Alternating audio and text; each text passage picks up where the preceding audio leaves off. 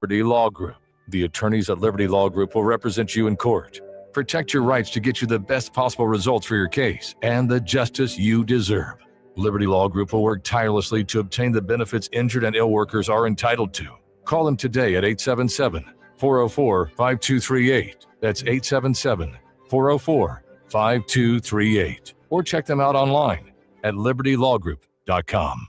This is Lincoln's home for sports talk on the FM dial. Also online at theticketfm.com. On the internet, KNTK FM Firth, 93.7 The Ticket. Constructors is now hiring for all positions with pay starting at 23 and up based on experience. Constructors has immediate job openings for mechanics, bridge builders, operators, and drivers. Start your new career today. Constructors offer great pay, health, dental, and vision, paid time off, paid holidays, and so much more. Join the crew today and be a part of Nebraska's oldest paving company dating back to 1908. For a complete list of openings and to apply online, visit constructorslincoln.com. Hey, Jake, you know what I love almost as much as the Big Red? Big scores on the field? Good guess, but nope. Big spikes on the court? Love those too, but I'm thinking food. Like those big, budget-friendly portions you find at Buzzard Billy's. Now you're talking. I love Buzzard Billy's. I love the shrimp po' boys and the blackened chicken. You almost always find me enjoying gumbo. Big plays, big scores, big wins, Big Red. Yep, love them all, especially those big portions that are budget-friendly. Only at Buzzard Billy's, A-Market. Are you ready for a new opportunity? Check out Sandhills Global. Join a dynamic team where your skills are valued and your career can soar. We offer full-time positions with a 4.5-day work week, competitive pay, excellent benefits, and a positive work environment. From IT and marketing to sales and finance, we're looking for talented individuals just like you. Apply today at sandhills.jobs and take the first step towards an exciting future.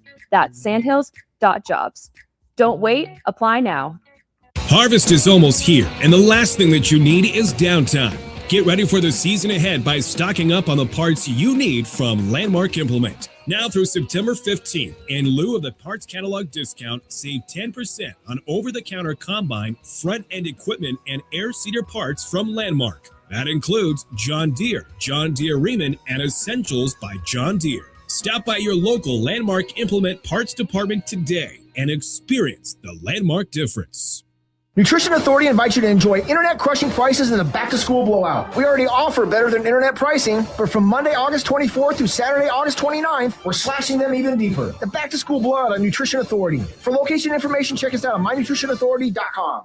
The Friends with Simply Home Builders here in Lincoln would like to take this time out to thank our first responders, doctors, nurses, and the healthcare professionals who put their lives in harm's way for our protection. Blood donation centers need people to donate blood. Be a silent hero and donate blood today. It will help accident victims, surgery patients, sick children, and members of our military. This message is from Simply Home Builders here in Lincoln, building amazing homes for our community for over a decade. Hey there, this is Paul Scheel, owner of High Electric. I want to thank our friends and loyal customers and introduce High Electric to those looking for a new electrician. We've been serving the Lincoln and Omaha area for over 30 years, from design to install, upgrades, and repair. If you are a homeowner or a small business needing some electrical work, call us at 402-466-6606 or check us out at hyelectric.com. We look forward to hearing from you. Here's your updated 93.7 The Ticket forecast, sponsored by John Henry's Plumbing, Heating, AC, and Electrical. A dense fog advisory continues until 9 a.m. today. Mainly clear skies today, with daytime highs approaching 86. North winds 5 to 10 miles per hour. Clear skies tonight, lows dip down to about 60. That's your updated forecast on Lincoln's home for the Kansas City Royals. 93.7 The Ticket. I'm meteorologist Kara Foster. Currently, it's 70 degrees. Is there anything worse than paying for something that's done half-fast? You buy something, you want it to work, especially when it comes to your internet. When you're trying to stream a movie, work from home, or shop online, half-assed internet doesn't get it done. At Allo Fiber, we don't do anything half-assed. We offer 100% real fiber and real human support that serves the community from the community. So while others may say they have fiber, in the end, there's half-fast fiber, and then there's Allo Fiber. Allo Fiber, internet built for you. Where there's smoke, there's flavor, and there's plenty of that at the Smokehouse at Super Saver in Russ's Market. Award-winning Old World recipes made in Lincoln since 1984 with many flavors and smoked sausage and brats to choose from. The Smokehouse has something special for every season. Brats and sausage for the grill, beef sticks and beef jerky for snacking, and smoked salmon, smoked turkey, and smoked hams for your holiday feast. Stop by the Smokehouse at Super Saver in Russ's Market today to fulfill your search for real flavor. Coming at you live from the heart of downtown Lincoln, this is Old School with Foreman and Orman. Old School with Foreman and Orman is sponsored by Graham Tire Company of Lincoln, Nebraska Football Hall of Famer Jay Foreman. Here's Troy Detmer dropping straight back in the pocket. Rifles a pass. It was tipped and picked off by Foreman. He's at the 15, 10, 5. He'll score! Foreman got it, and it's touchdown Huskers. Black shirts answer the call one more time. And Austin Orman. Hour 1 of Old School is sponsored by Heartland of Nebraska Windows. Old School with Foreman and Orman on 93.7 The Ticket and theticketfm.com.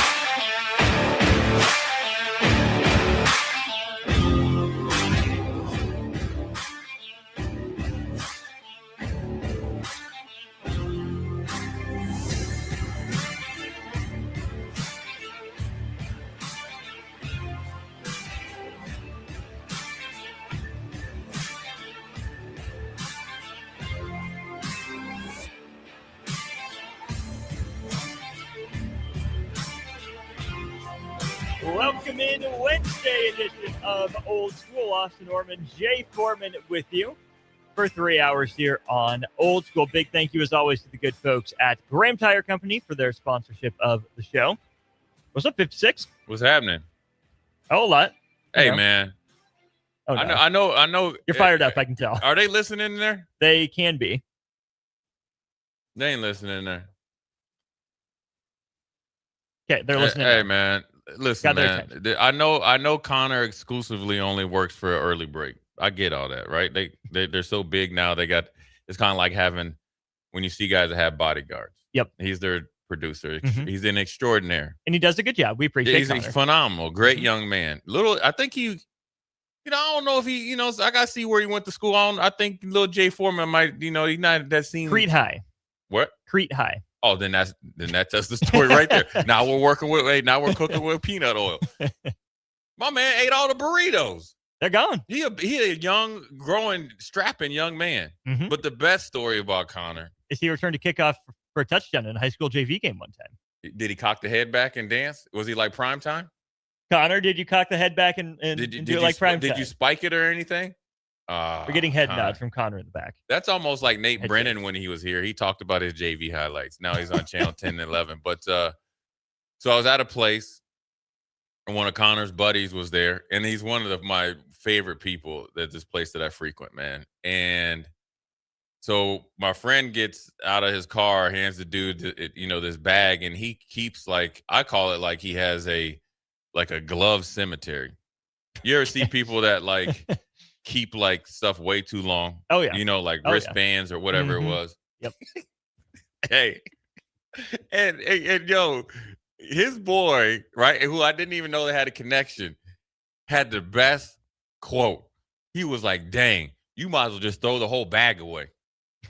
Yo, and I couldn't even concentrate for the next 30 minutes because I was laughing so hard I was crying. It's the Connor effect. The Connor effect. Yeah, he's growing on me. Congratulations, Connor. You made it. You made it. Is he in the circle or bordering the circle? He's looking. He's inching towards the circle. Okay. He's not honorary yet, though. He's definitely another year from being honorary. Definitely another year, especially being from Crete. No offense to people down there at Crete. I mean, I'm sure Connor has had some seasoned meat before. Whether or not he seasons his own is another question. I think you ever seen those videos where somebody goes to go to a friend's house, and obviously it'd be Black Thanksgiving or something. He's like I'm mad at my mom and dad. Yeah. That'd be like Connor if you come to my house or something. So if he's 1 year away from honorary, how many years away is he from joining the one-man Black Mafia? Oh, he's decades. He about 5 years from now, 55 or something. Okay. Yeah, when I turn 55, he's about four, however many change, 4 and some change. He's got a long way to go. He's all right though. He's making progress though. He's on track. Yeah, he might even exceed that. He might be one of those guys that goes to college like these little young men and women are going off to college. They think they're going to graduate in 4 years. Somehow they graduate in 2.5. My man in the green polo is doing the business thing right. I can guarantee that's a college of business kid. Yo, he's going to. He's got business casual, and he's got the lunchbox and the thermos. Oh, he's going to accounting 2. Yeah, probably 202. Probably. Yeah.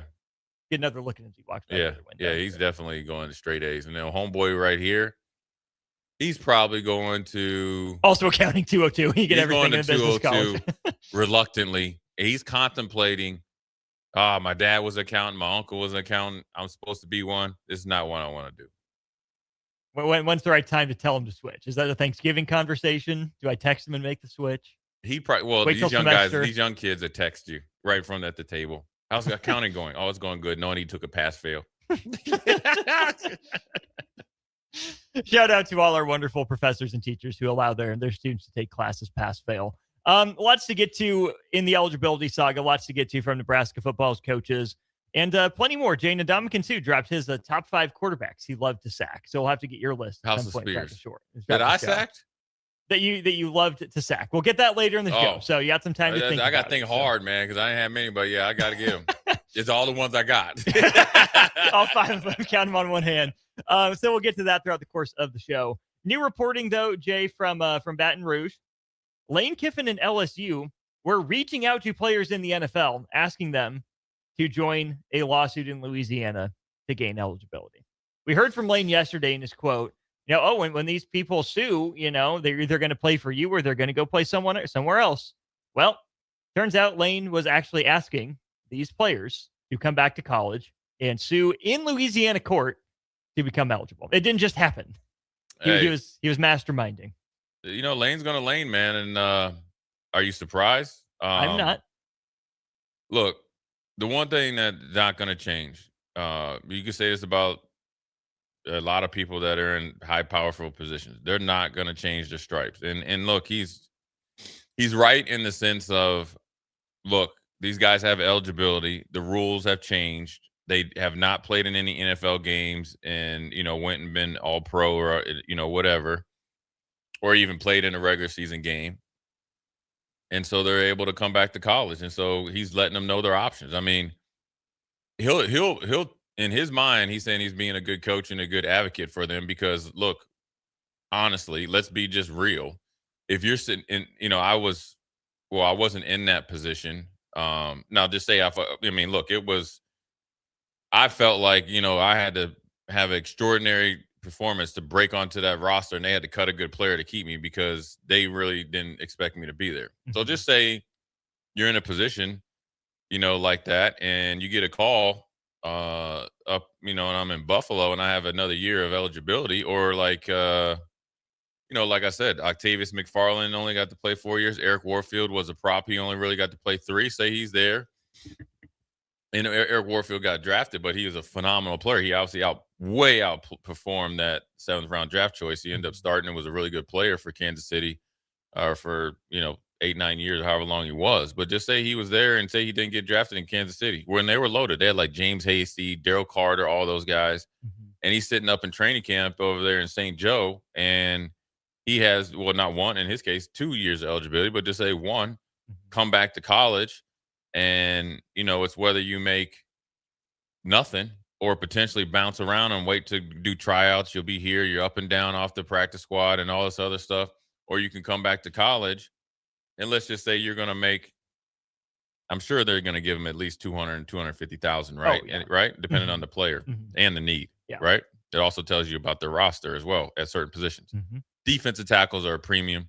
So let's just say anywhere from $200,000 to $400,000 cash. For 4 months, 3 to 5 months. Yeah. But why would you not present that to a player? Why wouldn't a player go and look into that? Because I'm going to tell you this: as much as people are saying you're a pro and this and that, and listen, the pros don't care. If you can play, they will pick you. Mm-hmm. Now, these guys, if they're Trump tight off the field, They're good teammates. They came back in and they were productive, and then they obviously got right into the team aspect. Nobody cares. It used to be a big deal when they were worried about guys transferring. They don't care. If you can play the dynamics of college football, which is pro sports, NFL football, which is entertainment, has completely changed. Now, the pros or college football, what I like to call it, has changed because, the rulings are so late and there's loopholes. And so until, like we said, and we will continue to say that whoever they deem the smart people that want to be also part of the solution and not be part of the problem and be held accountable for when they don't handle their business, want to get together. Like I said, just take 100 days throughout this football season, or you could probably do it in less than 100 days. Look at every single scenario. Look at salary cap, rev sharing, NIL, transfers, special exemptions, any loopholes starting from forward. Look at the rules that you put in place, knock them out, and come with some sort of like playbook or guideline. Things will be a lot easier. But if you're going to sit here and get mad because everybody sat on their hands after you floated out the idea back in like April or May, whenever it was, when we talked about after the portal class for Fred Hoiberg and Jamarcus Lawrence, and then you didn't really extend it, and then really you sat on your hands, and now guys can take advantage of it. Sure, you can be upset, but there's other bigger things going on in college football you should be upset about. Big Hoss says, good morning, guys. Now I'm all for if you have eligibility, come back. But if you signed with the team, I think you should forfeit your eligibility, even if you don't make the team. I'm sorry you just weren't good enough, but the ones who haven't, go ahead and let them come back, which I think could be an important distinction here, Jay. It could be. Because you see, rookie minicamp tryouts. Those guys aren't necessarily under contract. UDFA. It's just like, wait and see. Wait and see. Yeah. There's for sure 1099. Right. In the NBA, you have those Exhibit 10 contracts. I know that was a deal where a lot of guys agreed to them but didn't sign them. That was going around the college basketball sphere yesterday. To me, it's that signing of the contract that is the dividing line for me. Because what's the difference between someone on the older end of the eligibility range going to an NFL rookie minicamp or going and playing in NBA Summer League to test themselves? What's different from that compared to like Cooper Flagg playing with the USA national team, at least training with them before he entered college, right? The difference is one's young and these other guys are at the older end of the spectrum. Yeah. And so I'm okay with them going and seeing if they stack up. But to me, once you sign that contract, that to me just feels like a dividing line. And that I think could be worked around if, hey, you signed a contract with this team, we become honest about what college sports are and say, hey, we drafted you, we own the rights to you when you do come out, but you're not ready to play with us yet. Go back to college. We'll place you to program. Maybe it's double dipping too, where you get paid from the pros. The pros fund some portion of the NIL or the rev share, kind of like a draft and stash back in college. And then after the eligibility expires, they get another chance to make that pro team, whether it's the NFL, NBA, or whatever. Because we see this in Major League Baseball all the time. Here's the thing. High school kids get drafted. College kids get drafted. But what's the difference? They don't sign the contract before they return to college. That, to me, just feels like an important dividing line. Yeah, but the biggest difference in that is that those guys signed the contract without knowing that they had eligibility left. Yes. And so it should be clear moving forward. So moving forward, it's a straight hard line. It's not happening. You can't come back. And they should be able to knock out any of those loopholes moving forward. You've made your decision. The 2022 class is the only one that can, take advantage of it. I'm sure 2021 is going to try to get in it. And you got to really start a hard line. And that's what you should have some uniformity about it. And there's nothing wrong with that. And sure, 2022 needs to take advantage. We had COVID classes as well, where that's how everybody was mad. First of all, everybody thought that the kids that were here during, COVID needed, they didn't get to finish their, that year. So they got extra years. And then on the back end, you're mad. You got guys that are 26, 27 years old, trying to take advantage of the opportunity. Well, this is the last year, and hopefully nothing like that happens again. But you have to have your guardrails in place and have some foresight of something that can happen in the future. And so, look, it's different when you think about what's happening in the future. No one could predict COVID. Nobody could you could predict this eligibility lawsuit and NIL. You could predict that. You could have predicted the JUCO one with Pavia after he was able to take advantage of it. You could have predicted decades and quarter century ago or longer, and even that, because before I even was playing. about NIL. Eventually, it was going to change. The world changed. You just sat pat and just collected money and knew that you should have done something. There was a quote, I think, from Pat Dye Jr., which I think is Nick Saban's agent. He said, you know what? If you would have went back at any point in time before NIL started, and if you just said, you know what, we're going to pay every player $5,000 to $10,000, you wouldn't be having this problem right now. No. Or as big a problem. Mm-hmm. They'd be pushing for more. But yeah, right. But you chose differently. Mm-hmm. People forget how much had to change, how much pushing had to change, because the standard of living in Nebraska for a scholarship player is significantly different than Michigan, California, even Minnesota, right? In I think even Iowa at the time that I was here, essentially your scholarship checks, I wouldn't say we were broke, but we were definitely living check to check, right? And that's not saying that we need to live in a life of luxury, to where guys could go work and actually go get a job in the off season. Mm-hmm. That was a big deal, Mm-hmm. right? You call student athletes. Well, these students right here can go to school full time, handle their business, and go work. We're not allowed to, even in the summertime when it's not a true school year, right? And you're not in formal practice. Right, You're doing and your that own was a work. big deal back then. Mm-hmm. So they've been way behind long ago, but you don't have the media attention, and now obviously we weren't getting paid millions of dollars to, do a commercial for McDonald's or something like that, and so, and now you got high school kids, getting paid or getting paid up until they, can come here. So all those things, nobody wanted to sit down and say, okay, what if this happens? What's going to happen? We want to make sure that we keep rosters intact. So we stop the transfers or multiple transfers. How do we keep recruiting classes intact? Because everybody's, paying underneath the table to keep them committed. And then another school comes in with more. And then so kids were double dipping. Well, now kids got to pay some of that back. Well, those are rules you should have been putting in place when you first started NIL. Mm-hmm. If you didn't think it was going to go down to high school with the way that the world was going, you had, breaking news on ESPN or whatever it was when guys were committing. Mm-hmm. And then you had, obviously on McAfee, you had Dylan's, he got on the Good Morning America. So you went, I guess, technically viral. But way before that, you had guys like stopping the press on when they would be, committing here. Mm-hmm. Where were you at then? Where were you at then when all these things were happening? You just sitting back because you know what was happening then? They were getting rich and they were still getting rich. Mm-hmm. Oh, that's cute. That's why I was like, it's the same analogy in a lot of ways about like when Deion was at Jackson State and now people were upset. It was cute back then. Mm-hmm. Oh, that's cool. You're good down there. Yeah. Well, now you get here. Now it's a problem. Well, if you would have dealt with the problem or felt and forecasted that was a problem or going to be, or if you perceive it to be a problem, it wouldn't be this big a problem right now. And you wouldn't have this type of issues. So Lane is probably, I don't know. I mean, he's just doing his job. His job is to put the best team out there. Mm-hmm. It is. Yeah. And fans will be upset and emotional about it right now, right? But they go out there and win. That's it. There's no big, they'll get over it. Now, nobody in Louisiana cares because they're just like, oh, that's why we hired him. He's able to go recruit these guys, and he's, able to turn over or shake the trees. But I think that the biggest thing is that Lane's going to lane, and people with the morality police, you need to get over yourself because you guys were nowhere to be found 30, 40 years ago. Nowhere to be found, old and new. The other thing to get to here before we go to break is we got the rule passed by the Big Ten's decision makers. We got the rule passed by the SEC's decision makers. And so the wording of the Big Ten rule is this, Jay.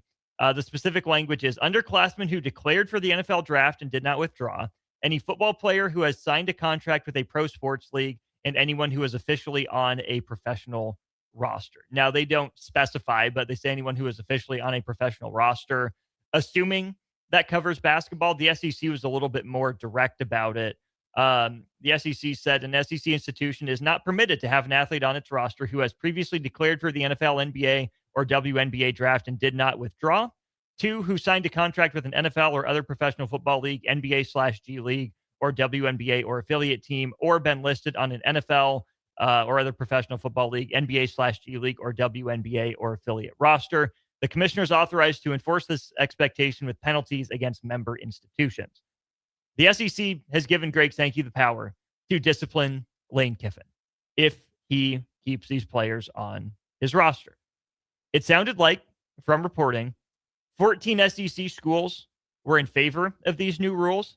LSU was against, and 1 was on the fence. I mean, listen, we saw like the Louisiana governor and how much of a stink he made. Lane Kiffin right now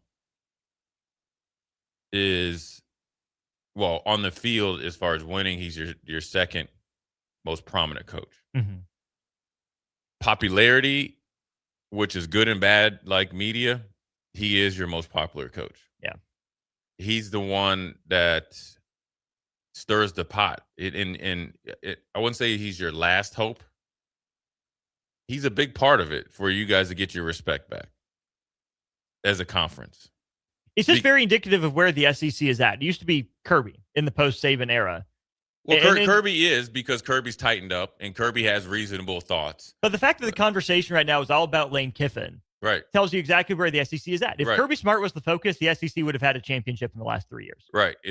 But then it was Lane Kiffin and Ole Miss because they barely missed a couple years ago. They got in, they had the magic. It's been there. It's been wherever he's been at. Mm-hmm. Right. So is that what you want to do against LSU the first time? His first year? And you're trying to get back and get your, I guess, respect back, your dominance back. You haven't won a national championship in 3 straight years. You really don't have a team down there that's a foregone conclusion to win it. Nope. And haven't for a while. Now you have teams that are definitely going to be in the mix. They got some really good, really good teams. But you also have a lot of turmoil there, or turnover there at in Auburn, who's trying to catch back up. Alabama's not in turmoil, but it's definitely wait and see. Even though you re-upped with DeBoer, it's 50-50 with Alabama fans, and that's being generous, right? Mm-hmm. The style of football is significantly different. I think he will get into like his version of, he'll morph more into Alabama. I saw that last year, but your first round quarterback's gone. Mm-hmm. You have not tried to establish the physicality of your team, which is what Alabama has been built on. Mm-hmm.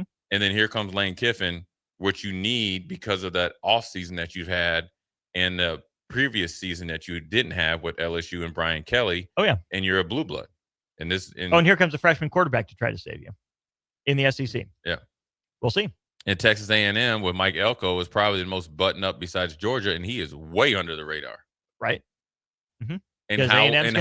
And how will they do with unrealistic expectations based off success of last year? Mm-hmm. Because they scored how many points in the college football playoff game? Because they came kind of under the radar. They started to get going. I think the Notre Dame game obviously was a big coming out party. Mm-hmm. Are you going to? They didn't work at your game. Yeah. They show up when you need them the most, right? Right. Speaking of showing up when you need them the most, don't worry. Notre Dame had a statement too. They've communicated to both the SEC and Big Ten that the school is aligned with the prohibition on signing players who have been part of professional organizations. So, thanks, Notre Dame. Couldn't have been a week without hearing from you guys. Join the conference already. All right, Evan Blaney of the Omaha World Herald joins the show next. Old School brought to you by Graham Tire. You're listening to Old School with Jay Foreman and Austin Orman. Download the mobile app and listen wherever you are on 93.7 The Ticket and theticketfm.com. Hey, Jake, you know what I love almost as much as the Big Red? Big scores on the field? Good guess, but nope. Big spikes on the court? Love those too, but I'm thinking food. Like those big, budget-friendly portions you find at Buzzard Billy's. Now you're talking. I love Buzzard Billy's. I love the shrimp po' boys and the blackened chicken. You almost always find me enjoying gumbo. Big plays, big scores, big wins, Big Red. Yep, love them all, especially those big portions that are budget-friendly. Only at Buzzard Billy's, A-Market. At Anderson Ford, we offer a 5-day return or exchange policy, so you can make sure the vehicle you choose is the best vehicle for you. No pressure. Right now, lease a 2026 Ford F-150 for $195 per month for 36 months. Experience better at Anderson Ford. Stock number 1009974. $195 per month lease for 36 months with approved credit. 7,500 miles for year. 10,000 due at signing. No security deposit required. Tax, title, and license fees extra. Residency restrictions apply. Program subject to change. Must take new retail delivery from Anderson Auto Group by 8/31/26. When you or someone you know has been seriously injured and you find yourself in need of an attorney, Call Liberty Law Group. The attorneys at Liberty Law Group will fight for the justice you deserve in court to get the very best possible outcome. Trust the compassionate and hardworking attorneys at Liberty Law Group when you need an attorney in Nebraska or Iowa. Call them today at 877-404-5238. That's 877-404-5238. Or check them out online at libertylawgroup.com. Are you ready for a new opportunity? Check out Sandhills Global. Join a dynamic team where your skills are valued and your career can soar. We offer full-time positions with a 4.5-day work week, competitive pay, excellent benefits, and a positive work environment. From IT and marketing to sales and finance, we're looking for talented individuals just like you. Apply today at sandhills.jobs and take the first step towards an exciting future. That's sandhills.jobs. Don't wait, apply now. Good work, good people, good community. That's what Schweitzer Construction is built on. For over 40 years, we've been constructing commercial spaces across Lincoln and showing up for the community long after the last brick is laid. We're growing our team, and we're looking for hardworking people who want to be part of something that they're proud of. Come build with us at schwizo.com. That's SCHWISOW.com. Hey there, this is Paul Scheel, owner of High Electric. I want to thank our friends and loyal customers and introduce High Electric to those looking for a new electrician. We've been serving the Lincoln and Omaha area for over 30 years, from design to install, upgrades, and repair. If you are a homeowner or a small business needing some electrical work, call us at 402-466-6606 or check us out at hyelectric.com. We look forward to hearing from you. Select Plumbing and Utility has been serving Lincoln and the surrounding area for 14 years, and they're not slowing down. Select Plumbing and Utility handles all your plumbing needs, from faucets and water heaters to full renovations, and they can even help with your heating and cooling needs. They're also Lincoln's underground experts, repairing and replacing broken underground water and sewer lines since day one. Contact Select Plumbing and Utility today at 402-560-6197, assuring excellence in every situation, opportunity, and challenge. That's 402-560-6197. The Friends with Lawhor Design here in Lincoln remind you that the need for blood continues daily. Unfortunately, our blood banks are extremely low.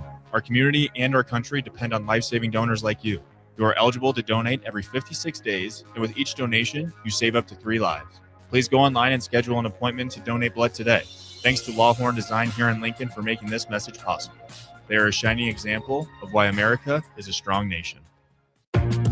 Back to Old School with Foreman and Orman on 93.7 The Ticket and theticketfm.com. 9:30 here on a Wednesday on Old School. Austin Orman, Jay Foreman with you. We are also headed to our Allo Fiber VIP line, where we are joined by Evan Bland of the Omaha World Herald. Evan, we are, 10 days away now from kickoff? Can you feel it? Is it in the air? I think it is.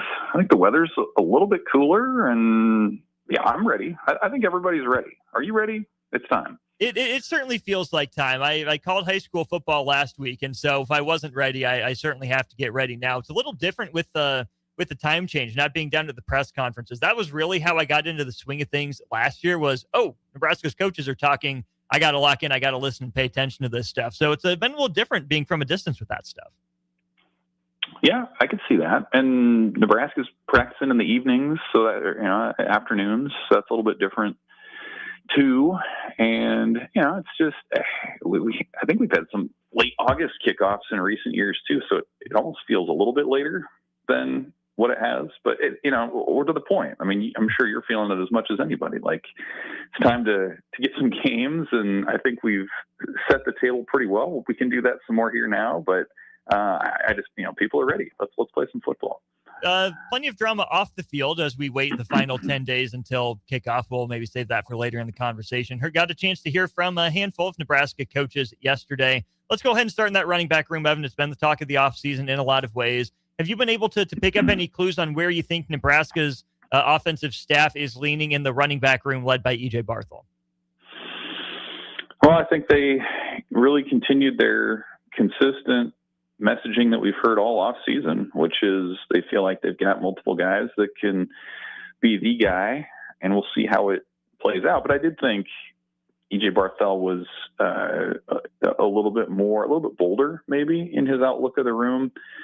This time, from what we've heard in the past, saying he feels like they have multiple guys who could be starters, and even going as far as to say that maybe collectively this is the strongest the running back room has been since he's been at Nebraska, and of course that includes Emmett Johnson a year ago as an All-America performer. So they do feel like there's a little bit more depth there.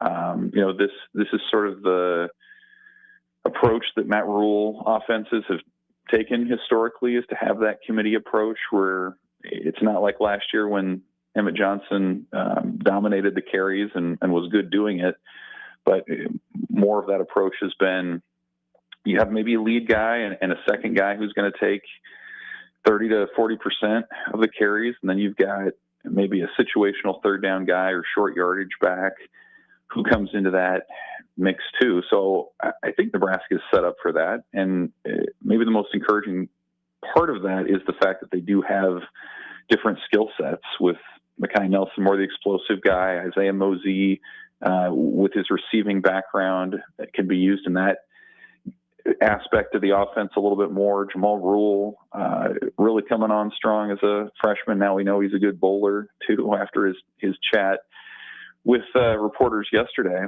But I think that's probably where you start. And I mean, somebody's going to get the first carry. I don't know who that's going to be necessarily, but I think like with this group in particular, it feels like it's becoming less and less about who's going to emerge as the feature backs. I just don't know that that's going to happen, barring injury or somebody getting hot during the season, but probably more, okay, what does it look like from that committee or collective approach? In what situations do you use each of these guys?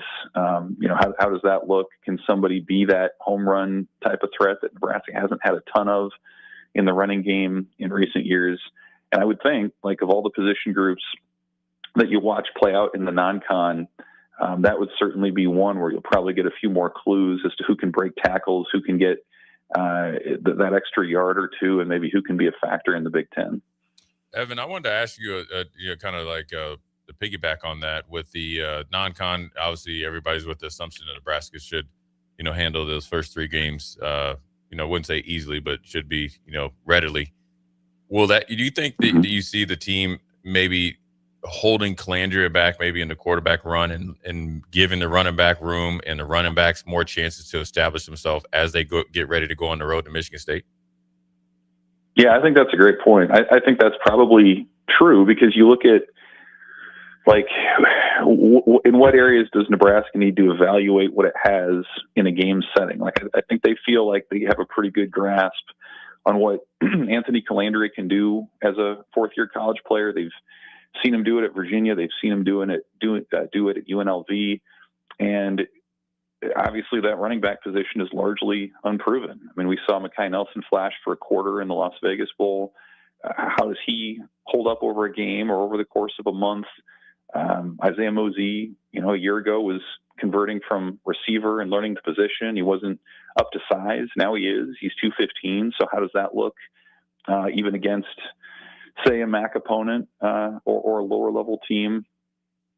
Jamal Rule, true freshman. Like, how does that look in a game? And of course, as everyone knows, it comes at a position where it's harder to simulate that in practice. You can have a live scrimmage or two or some drills, but it really does come down to in those games, who's the guy who can make plays and be explosive and do the things that really you can only show consistently in a game. And I think the offensive line's the other part of that. Like, lean on that thing early on. You've invested in that line. You've invested in the coaches who are there. These are experienced guys, but they're playing together for the first time in a game situation when it can be loud and these different things. So I think, if I'm Nebraska, man, I want to see what the running game can look like against these non-conference teams, build up a rapport with the players so that when that Big Ten season rolls around, you have a sense of what you have. And these guys have been through it in some of these live game reps and not just in practice. one more on the running back room, specifically Mekhi Nelson. We actually did get a chance to hear from him. How did he sound? How did he look, given everything that went on this summer? And what did the coaches say about him as well? Yeah, he came in, and it was, I think, a little bit of a surprise maybe that that he talked, but he had a message to share, and it was largely one of, excuse me, gratitude about being back within the program and having that support from coaches and teammates after the legal troubles that he had in Florida this summer. And, even small things like he just kind of said it. He didn't read from a note card or anything, which I think maybe gives you a little bit of insight into kind of his disposition and his mindset about moving forward with that. But, he dealt with that, and he's still in the midst of this running back competition too. And I mean, he's gotten a ton of support this offseason, not just from the legal aspect, but coaches have believed in Mekhi Nelson for 2+ years now. Whether that was behind the scenes, they've consistently said that he's a guy that can be a starter, that can make plays for Nebraska. And then they went out and backed it up by not bringing in a running back out of the portal. Like, that was sort of the ultimate put your money where your mouth is moment, where you can talk well on guys, but do you have the confidence that you can just roll with them into the season? And so with Nelson sort of as I think probably exhibit A of that, Nebraska stood pat in that room, and they feel like he can be that guy who can give them that explosive piece and be a difference maker and someone who can flip the field. And I think, for what it's worth, he's also very popular among his teammates within the locker room. That was the case even when he wasn't starting last year. I think people gravitate to his personality and his work ethic and things like that too. So, he's sort of the veteran of the group at this point. He's been in the program for a few years. The coaches feel like they know what they have in him. They've seen it behind the scenes, and I think he's excited, and Nebraska staffers are excited for him to go out and show it, starting here in a couple weeks. That voice you hear on our Aloe Fiber VIP line is Evan Bland, writing for the Omaha World Herald, joining us here on Old School. Let's switch rooms here, Evan, and talk some tight ends. We heard offensive coordinator Dana Holgorsen really challenge that group a couple times, saying they weren't where he expected them to be at that point. What did you hear from Marcus Satterfield about his room and the progress they've made since Dana Holgorsen made those comments? Well, I think there weren't a ton of surprises. To me, the tight end room pretty much shapes up as you've got Luke Lindenmeyer as the surefire starter, the resident veteran who's going to be back, who can make a difference as a blocker. And in the pass game, you've got Janarin Bonner, who's, sort of a tight end, sort of a receiver, sort of an H-back type, just a football player, as Nebraska likes to call him. So I guess you could put him in that group. And so I think, Marcus Satterfield kind of broke it down and said, hey, I'm really comfortable when either of those guys are on the field because they've done it a lot and they've done it consistently. And then behind that, it sort of is a work in progress. But I think Satterfield's challenge to those guys was, okay, the season's here. Don't let your progress just sort of stop here. Don't be satisfied with the gains that you've made just to get to this point. Keep pushing it and get to the point where, if you're Eric Ingwerson or Caden Echternock, that you can come into the game and be an asset to the offense and not have it be a situation where the offense sort of does its thing in spite of you. So, Ingwerson was a guy who put on a lot of good weight, I think, in the offseason, especially in the lower half. Like, that was something that he took a lot of pride in. So we'll see how that translates. Then I think the other, the really interesting case to look at is that of Carter Nelson, right? Like, a ton of upside, former 4-star kid, but he's been hurt the last 2 off seasons. And so I thought Satterfield saying, look, for as much talent as he has, he's missed a lot of time in the weight room where he maybe would have been bigger and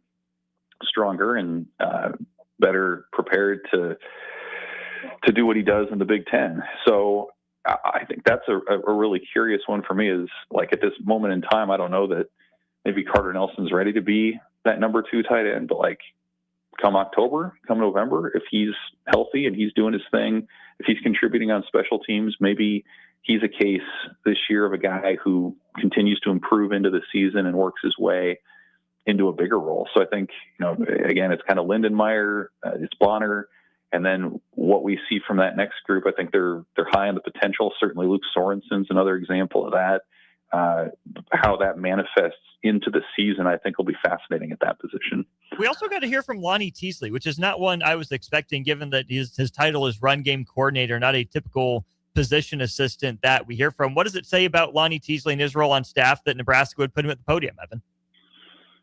Yeah, Nebraska does a good job, I think, of wanting to put a lot of their different staffers out front. I think they probably do a better or as good a job as anybody in the Big Ten at that. And some of that's, in my opinion, Matt Rule wanting to put a spotlight on people that are making a difference within the program in different ways. And so, yeah, I mean, to hear from a guy like Lonnie Teasley, who was at South Carolina previously and was a big reason why Nebraska was able to get Tree Babalade from the Gamecocks, was interesting. He mostly works with the offensive line, so to hear him kind of talk about his rapport and his history with Jeep Wade and the fact that they're on the same page with a lot of things is probably encouraging, for people who see the offensive line as a major strength for what this team is going to be. So, I thought his chat was just another reminder that, like, the staff additions that Matt Rule made, they're football guys. Like, these guys are not here to build personal brands or for the notoriety. Like, Teasley is a guy who wants to talk game and he wants to talk blocking schemes and technique. And so, just even having the chance to do that for 5 to 10 minutes with him, like, you can tell he's excited about that offensive line and the depth that they have. And I think the experience too, where you can go into a season and know that these guys have seen it all in college football and that there's not going to be a ton of surprises that maybe crop up in games like you'd see with some younger players who maybe aren't quite as mature physically or mentally. Evan, on the other side of the football, obviously I think, everybody's looking at the offensive side, obviously with the quarterback and so forth and so on. How much of it is it a positive for the defensive staff and the players to be able to somewhat work under the radar as they're trying to get more familiar with this Rob Orridge 4-2-5 defense? Yeah, I think it works both ways, Jay. Like, I think for the offense to go against a 4-man front, like they're going to see most weeks in the Big Ten, is beneficial. Like, you heard kind of coaches and players in past years saying, your scout team was going to have to run a different look than what your actual defense was, just because there wasn't a ton of 3-3-5 defenses in the Big Ten. I think Illinois was one, but there weren't a lot.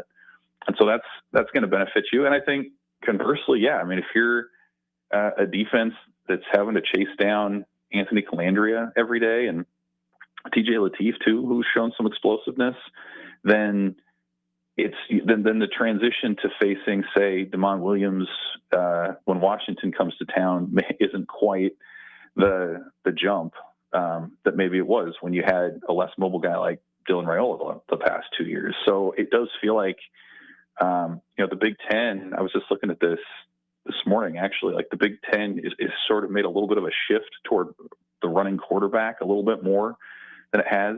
Mark Gronowski at Iowa did it last year. Malik Washington at Maryland, Nico Iamaleava at UCLA, and now Calandria is certainly putting Nebraska in that conversation too. So, I think that's a direction you're seeing the league look a little bit more. And even if they're not like burners at quarterback, they're guys who are functionally mobile, who are able to pick up key third and mediums type situations.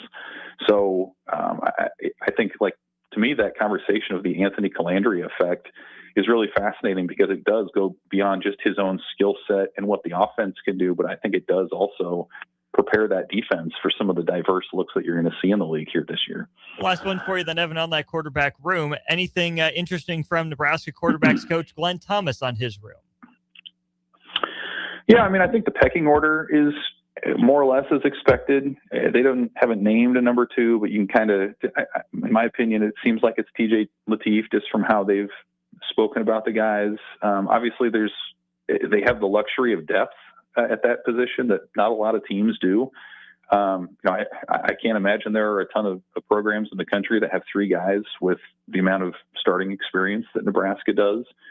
And as you know, like when you have a running quarterback, one of the risks is injury. And so you better have that second guy ready to go. And I feel like they have that in Latif, and they've spoken well of him. I think the thing about Calandria that continues to stand out is the information processing piece. I asked Glenn Thomas about that yesterday, and a lot of the Dana Holgerson and Matt Rule have both spoken to this as well, where it's like, hey, it's great that he's explosive. It's great that he has a cannon for an arm, but maybe the thing that's impressed him the most has been his ability to retain the offense, to learn it quickly. He doesn't wear a wristband with plays on the field, so he's able to process it in real time. And I think that's an underrated quality or trait when you're talking about a quarterback. If they have the physical attributes, can they also do what they need to do in the mental side of the game? And it seems like Calandria has probably been even somewhat of a pleasant surprise for what Nebraska hoped they were getting out of the portal. There you have it, Evan Bland of the Omaha World Herald, covering everything Nebraska football, baseball, even ran some volleyball, I think, in the last week or so. Check it all out, omaha.com. Evan, as always, great to talk to you. Thanks for your time. We'll do it again soon. Yep, appreciate you guys. See ya. There goes Evan Bland on our Allo Fiber VIP line. That's where they understand the importance of exceptional service with local heart. We'll be back with our suspect sports people of the week. It was a rough week for Californians in football. We'll talk about that to wrap up Hour 1. Watch Old School live on Facebook, YouTube, or Twitch. Old School with Foreman and Orman on 93.7 The Ticket and theticketfm.com. Harvest is almost here, and the last thing that you need is downtime. Get ready for the season ahead by stocking up on the parts you need from Landmark Implement. Now through September 15th, in lieu of the parts catalog discount, save 10% on over-the-counter combine, front-end equipment, and air seeder parts from Landmark. That includes John Deere, John Deere Riemann, and Essentials by John Deere. Stop by your local Landmark Implement parts department today and experience the Landmark difference. Nutrition Authority invites you to enjoy internet-crushing prices in the back-to-school blowout. We already offer better than internet pricing, but from Monday, August 24th through Saturday, August 29th, we're slashing them even deeper. The back-to-school blowout on Nutrition Authority. For location information, check us out on mynutritionauthority.com. The Friends with Simply Home Builders here in Lincoln would like to take this time out to thank our first responders, doctors, nurses, and the healthcare professionals who put their lives in harm's way for our protection. Blood donation centers need people to donate blood. Be a silent hero and donate blood today. It will help accident victims, surgery patients, sick children, and members of our military. This message is from Simply Home Builders here in Lincoln, building amazing homes for our community for over a decade. Here's your updated 93.7 The Ticket forecast, sponsored by Bryant Air Conditioning, Electrical, Heating, and Plumbing. Ample sunshine expected today, with daytime highs approaching 86. Northerly winds 8 to 15 miles per hour. Clear skies tonight, lows dip down to about 60. Highs around 85. Tomorrow, clear skies. That's your updated forecast on Lincoln's home for the Kansas City Royals. 93.7 The Ticket. I'm meteorologist Kara Foster. Right now, it's 73 degrees. Good work, good people, good community. That's what Schweitzer Construction is built on. For over 40 years, we've been constructing commercial spaces across Lincoln and showing up for the community long after the last brick is laid. We're growing our team, and we're looking for hardworking people who want to be part of something that they're proud of. Come build with us at schwizo.com.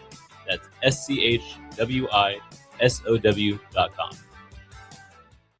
In every city, every town, there's a Husker fan. You show up, you stand out, no matter where the road takes you. And wherever Husker Nation goes, life doesn't slow down. That's why Emeritus makes dental and vision coverage simple.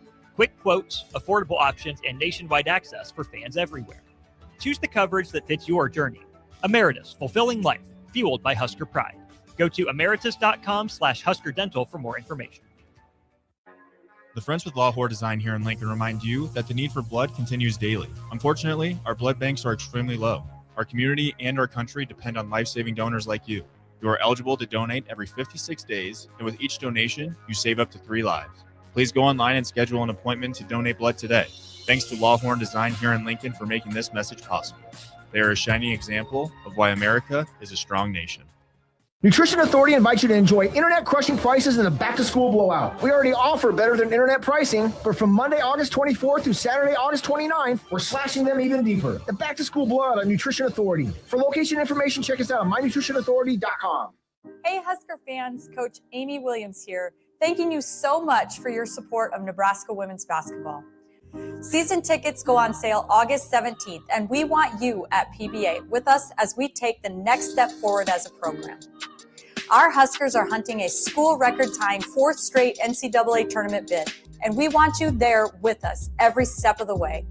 Get your season tickets at Huskers.com, and let's win the day at PBA. Go Big Red. Are you looking for an exciting new way to put your skills to work? Explore new career options in the fintech industry at Currency, a Sandhills Global company. We offer full-time positions in financial sales, compliance, operations, and other fields. We also offer a 4.5-day work week, an attractive benefits package, and opportunities for advancement. Put your motivation to work and grow with us at Currency. Visit gocurrency.com/careers to learn more. The Friends with Bev Higgins State Farm Insurance here in Lincoln would like to take this time out to thank our first responders, doctors, nurses, and the healthcare professionals who put their lives in harm's way for our protection. Blood donation centers need people to donate blood. Be a silent hero and donate blood today. It will help with accident victims, surgery patients, sick children, and members of our military. This message is from Bev Higgins, State Farm Insurance at 84th and O Street here in Lincoln. Perch Merch is your one-stop shop for all your printing and promotional needs in Lincoln, Nebraska. They specialize in screen printing, embroidery, vehicle wraps, window wraps, print collateral, promotional products, and signage. At Perch Merch, they're committed to delivering high-quality products and exceptional customer service. Their experienced team of designers and printing professionals will work with you every step of the way to ensure that your vision is realized. Call for a quote today at 402-217-5212 or go to perchmerch.com. For remote starters, audio upgrades, and more, there's only one place to go. Auto Sounds of Lincoln at 48th and O. Back to Old School with Foreman and Orman on 93.7 The Ticket and theticketfm.com.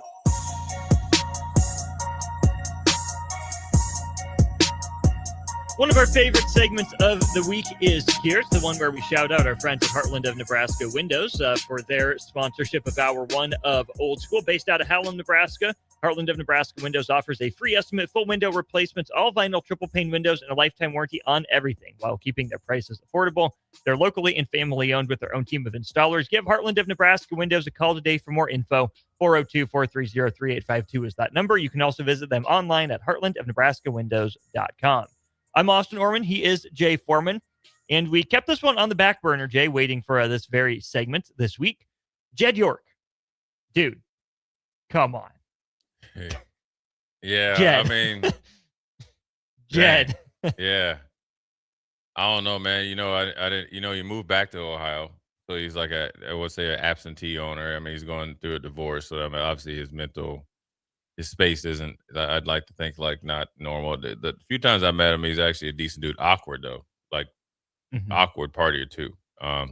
But you know, obviously, you know, well-respected owner. This is not new. Obviously, with Robert Kraft and other guys and, you know, other owners have had issues, Jim Irsay and other so forth and so on.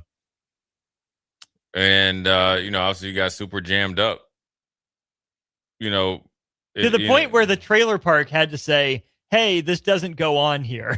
Well, that's the flip side of it, right? And if you really want to get into like the morality of it, you know, look, we're never condoning any of that, right? I mean, you know, you're a billionaire, you would probably think you don't need to be at a trailer park, right? But you know, look, he's made a decision or whatever. But on the flip side, people are okay with just walking around, people doing the same thing, but you're doing it in OnlyFans, right? I mean, that's just where we're at, right? Yeah. I mean, you got kids in high school doing OnlyFans and all that, and it's still pay for play, right? Essentially, and that's what he was doing. So, I mean, you know, for him being a billionaire, you're owner of a team, you're a wealthy, you know, man and stuff like that. It's not a good look, but it's not the first time in the NFL. that anything that's happened. You had Eugene Robinson, the night before the Super Bowl. You had Barrett Robbins that, was more of a mental thing and had a, relapse, was down in I think Mexico or something like that, and was just off the beaten path for a couple of days. So this type of stuff goes on. It's unfortunate for him. It's unfortunate for the 49ers, but it got played down pretty quickly and handled really, really quickly. I thought that I thought he was still living out on the West Coast. He obviously resides there now. Yeah. For majority of the year. Cardinal Mooney. And that big high school there in Youngstown with a lot of connections to the game of football. It's interesting. It's interesting that he's obviously well known back there. Mm-hmm. And obviously they know who he is in the police department, that it even got to the point that I was out there. Yeah.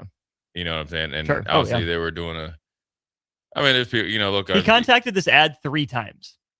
It was an undercover cop. But he went to it 3 times. You would have thought, yeah. well, he had, and there was an alias name of Joe. So they didn't know who he was. But yeah.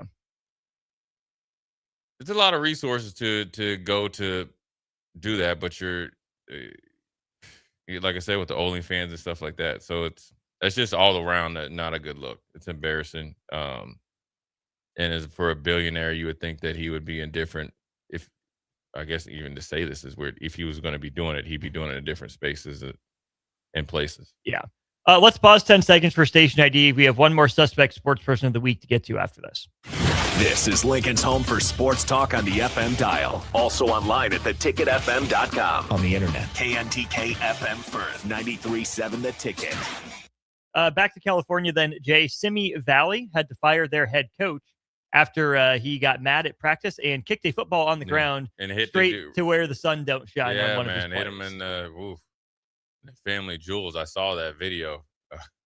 The explanation from the coach is he said he became upset after one of the players violently pulled a running back to the ground, something he says is not allowed during drills because of risk of injury.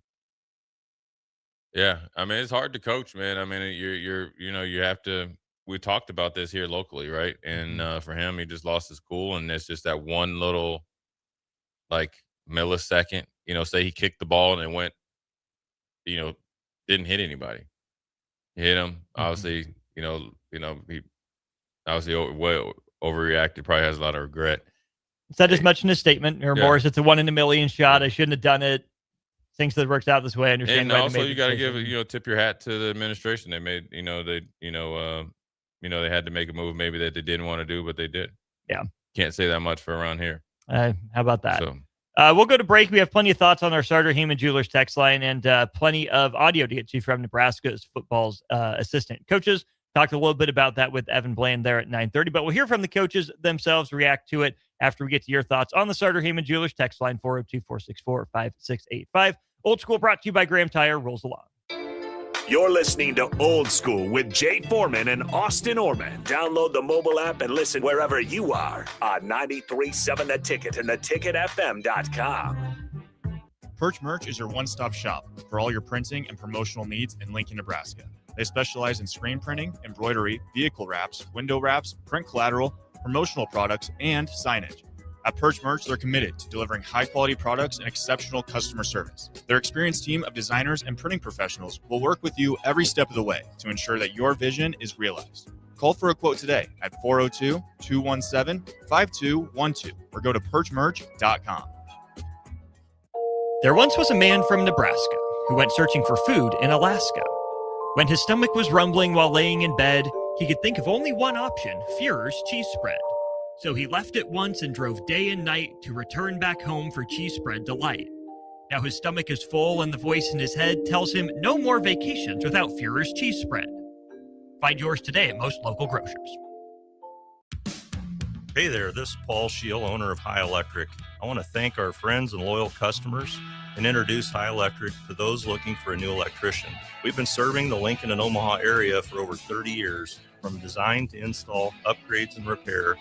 If you are a homeowner or a small business needing some electrical work, call us at 402-466-6606 or check us out at hyelectric.com. We look forward to hearing from you. Hey, Husker fans, Coach Amy Williams here, thanking you so much for your support of Nebraska women's basketball.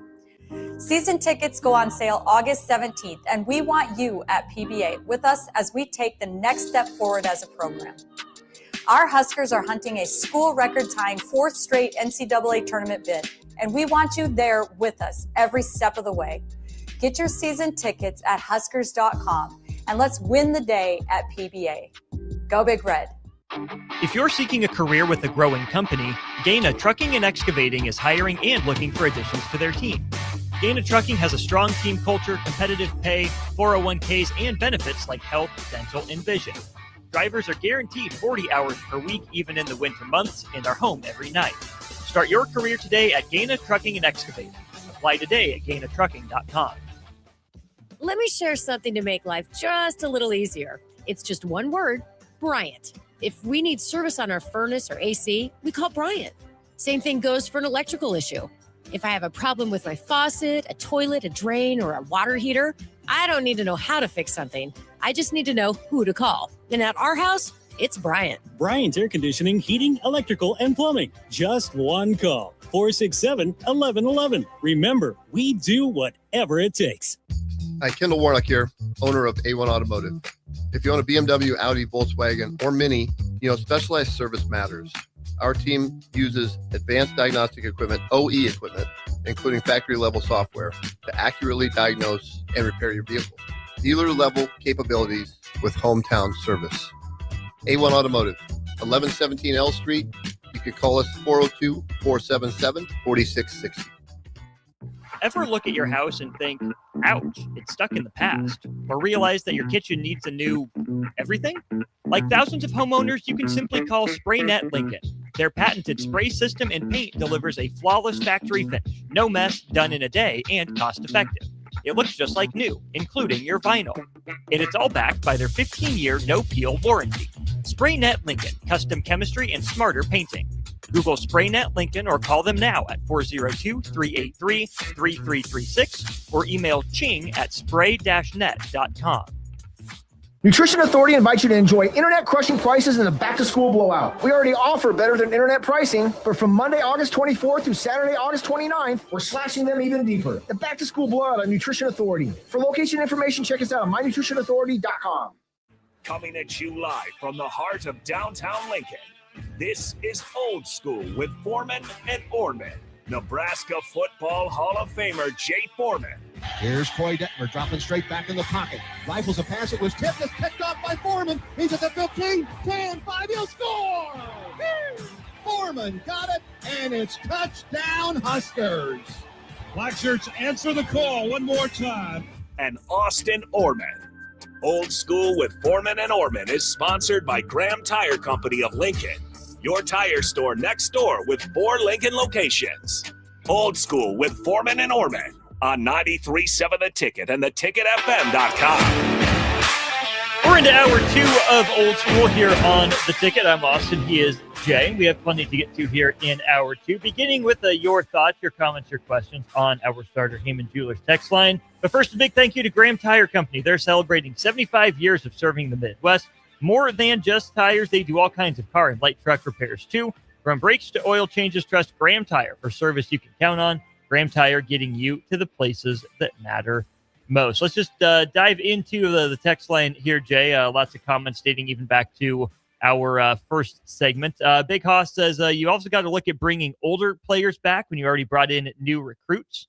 When you talk about the NFL guys or NBA guys coming back down to college sports. So who are you going to kick off the team to let the older people come back? But this is what I've been saying, and you can vouch for me for this for, as long as this has been an issue. It's a zero-sum game. And I think the clarity is the most important piece, right? You can't have both the young and the old unless you're going to squeeze out the middle, right? It's just not how it works. There are a finite number of roster spots. Coaches continue to prefer older players. You can't tank in college. You can't stockpile talent like that in college the same way you can in the pros. And in a high-pressure, win-now kind of business with money available, coaches are basically always going to prioritize the older, more experienced players. It's just what they've proven to sports society at large that they prefer. And, if that's their choice, that's their choice. Then they have to be honest to the high school kids, that next level. Hey, this isn't the old style of recruiting. You're not going to get your chance maybe as early as you thought you did. It should have knock-on effects to FCS, to D2, to D3, to JUCO, whatever. And there should be, hypothetically, quote-unquote, more talent available. The timeline just doesn't look the same. We just have to be honest about what that timeline looks like. Yeah, I mean it's not such an easy decision that you just bring a guy back. You have to have a roster spot. Now, obviously, there is no set roster number now, but you have to have a realistic roster spot, and you have to have the finances to do so. And then also you got to think about the present day roster. You have to re-recruit your roster without the availability of these guys. Now they're available. You have to double re-recruit your roster. You have to re-recruit the guys that you're presently recruiting in high school. Because, some of the things that you say to them, they're going to evaluate how you're handling this because now, granted, it's not 100 players available. I think it was like 19 or something like that. So you have to make sure that you stay on point with your message, and your actions have to be backed up by your words. And so, it's not as easy as you think, because for young players, they get recruited over very easily. Yeah. Very easily, high school kids. And you hate it for them because you either have to come in and have an opportunity and a pathway to be, successful early, or if it takes a little bit more time, you very easily could be recruited over 2 or 3 times, and now you're stuck in a spot where you don't have a lot of tape. You're 2 or 3 years out of the high school recruiting cycle. You can get caught up in that tidal wave and kind of just never get an opportunity, and you could have been a really good player. And so that's where players have to be strategic about their own career and their own path along with the teams. But this decision right here is definitely, you have to be, like I talked about the NCAA, you have to have some, foreshadowing and to be able to think in the future. The teams do too. Look, bringing somebody in and they're not significantly better than somebody else can really, cause turmoil in your locker room. Not because people feel entitled, but the players in the locker room know who's good. Now, LSU is a lot different because it's more the sports programs have been, they're more renegades, right? They're like the Raiders back in the day, right? And so it's kind of just the culture that they've built, but everybody else is willing to stand on the guys that they've put a lot of time and invested in. The timing does suck. Really, to be honest with you, if there's some like James Madison, like the high-end FCS schools that do have some NIL money, not at the level that as the Power 4. If there is resistance, if I was a player, if there's resistance, then I would look to go there, because look, guys are getting drafted out of there. And to be frank, you might be the missing piece for that program. And you will get a lot more notoriety there long-term NFL again versus, potentially just being caught into a rotational spot. So, it's a business decision, but also it's a culture decision that you have to be willing to upset, or it's going to add to your culture. 6732 text in, does college sports have to completely implode and be completely rebuilt to avoid chaos on a monthly basis? I hate to sound like a Danny Downer, but college sports has gone off a cliff. We talked about this a little bit yesterday, Jay. I mean, you mentioned your 100 ideas, 100 days, sit down, crank it out, get it done. It shouldn't take a lockout of college sports. Essentially, it shouldn't take a shutdown, a freeze to make that possible. I did see a funny tweet. Maybe the best thing to come out of Iowa, there's an account, Iowa Hawk blog. Funny guy I follow. Anyways, he tweets, remember those golden days when there was the promise of the 1,000-year reign of Alabama and Clemson and Georgia crushing a human face forever, and then Indiana came along and ruined everything? Here's the thing. We got so upset at the SEC hegemony. In Clemson mixed in there, but they were operating kind of like an SEC team in that area of the country. Why are we mad about that? The SEC is broken from the top of the championship throne. The Big Ten took it. And no, it's not Nebraska. I understand that's frustrating, but there is a larger number of teams with a legitimate chance to win a national championship in college football because of the nature of the postseason structure, because we've seen plenty of good players go to the rich schools. We've seen plenty of good players go get paid by schools that you wouldn't traditionally think, right? Now, there's a bigger divide between the top of the sport and the bottom of the sport, but I think there's more teams inching their way toward the quote-unquote top. We have more teams that feel like they have a chance or have reason to believe that they can have a chance or create their own chance than ever before. So, yeah, there's a lot of chaos. There's a lot of issues that need to be cleaned up.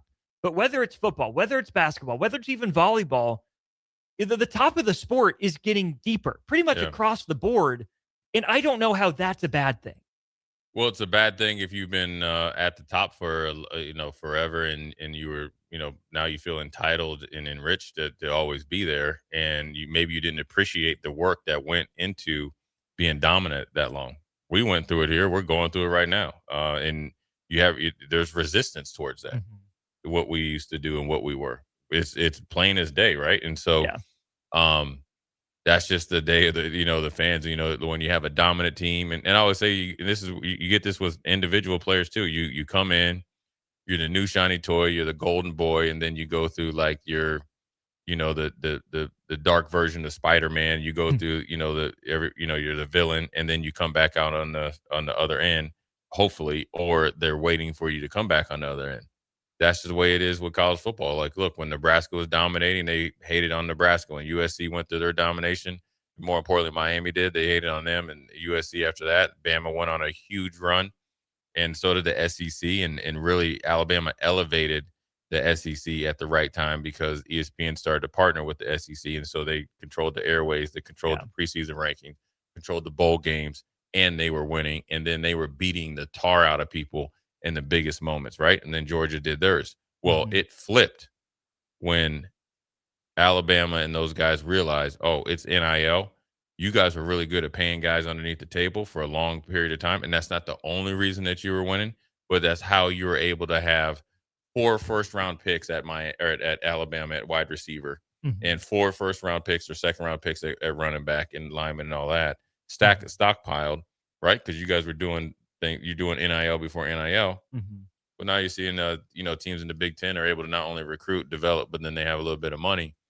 And now you got a true competition on your hand. Well, it's kind of like what the Dodgers are doing in Major League Baseball. It was ethically gray, morally gray, whatever you want to phrase it. Was it the wrong thing to do to pay players? No, we're cheering that in a lot of cases. Now, okay, no, not everyone likes paying players, but here's the thing. It's the way of the world. It's the right thing. They're doing it. Live with it. Except that it was against the rules at the time. And how they were going about it, for how long they were going about it. They were probably doing the right thing. Just everyone else wasn't. And so it weren't willing to do it. Weren't willing to, absolutely. So there's a lot to get to there. Drumstick says, I legitimately quit watching the national title game when Alabama was in it every year. So boring. Love that new teams are playing for championships. That's a fun text, Jay, because we heard this conversation with Alabama. We heard this conversation with the Warriors and Cavs, and they are in the finals every year. Are the Dodgers good for baseball? The whole conversation, it repeats. What we see is that for everyone like Drumstick who refuses to watch, to tune in. People love the chance to see a dynasty go down. Yeah, is it annoying to see the same team in there every year? Maybe to some people. But I know did I love it as Alabama and Clemson every year? No. But guess what? I latched on to Clemson. Someone please take them down. Yeah. That was not necessarily bad for college football, that you had a run of dominance between those two teams where they matched up, right? Georgia at the top of the sport, they were looking like a juggernaut. They're still really good. But you got a chance to tune in and see teams take Georgia down. I don't think that's bad for the sport. Again, it just goes to the depth of the top of the sport now, to where there's more teams with a chance. Yeah. Yeah, I mean, you're never going to make anybody happy when you're dominant. I mean, like I said, from whether it's Michael Jordan or anybody, LeBron or anybody like that, you go through these waves, and the same thing in college football. And the depth is there. And now the depth is there. The rules have made the depth be, deeper legitimately, right? Yeah.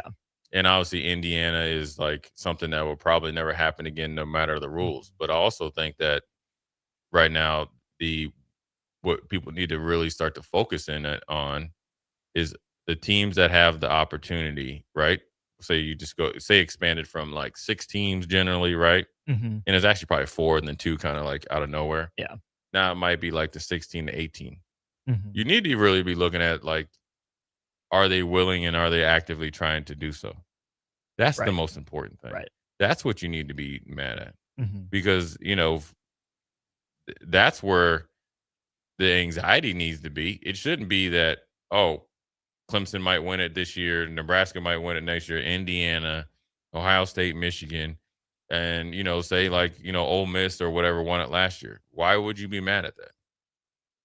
Why would you be mad at that? Because the rules have been changing. Look, the rules changed when you had more teams on networks.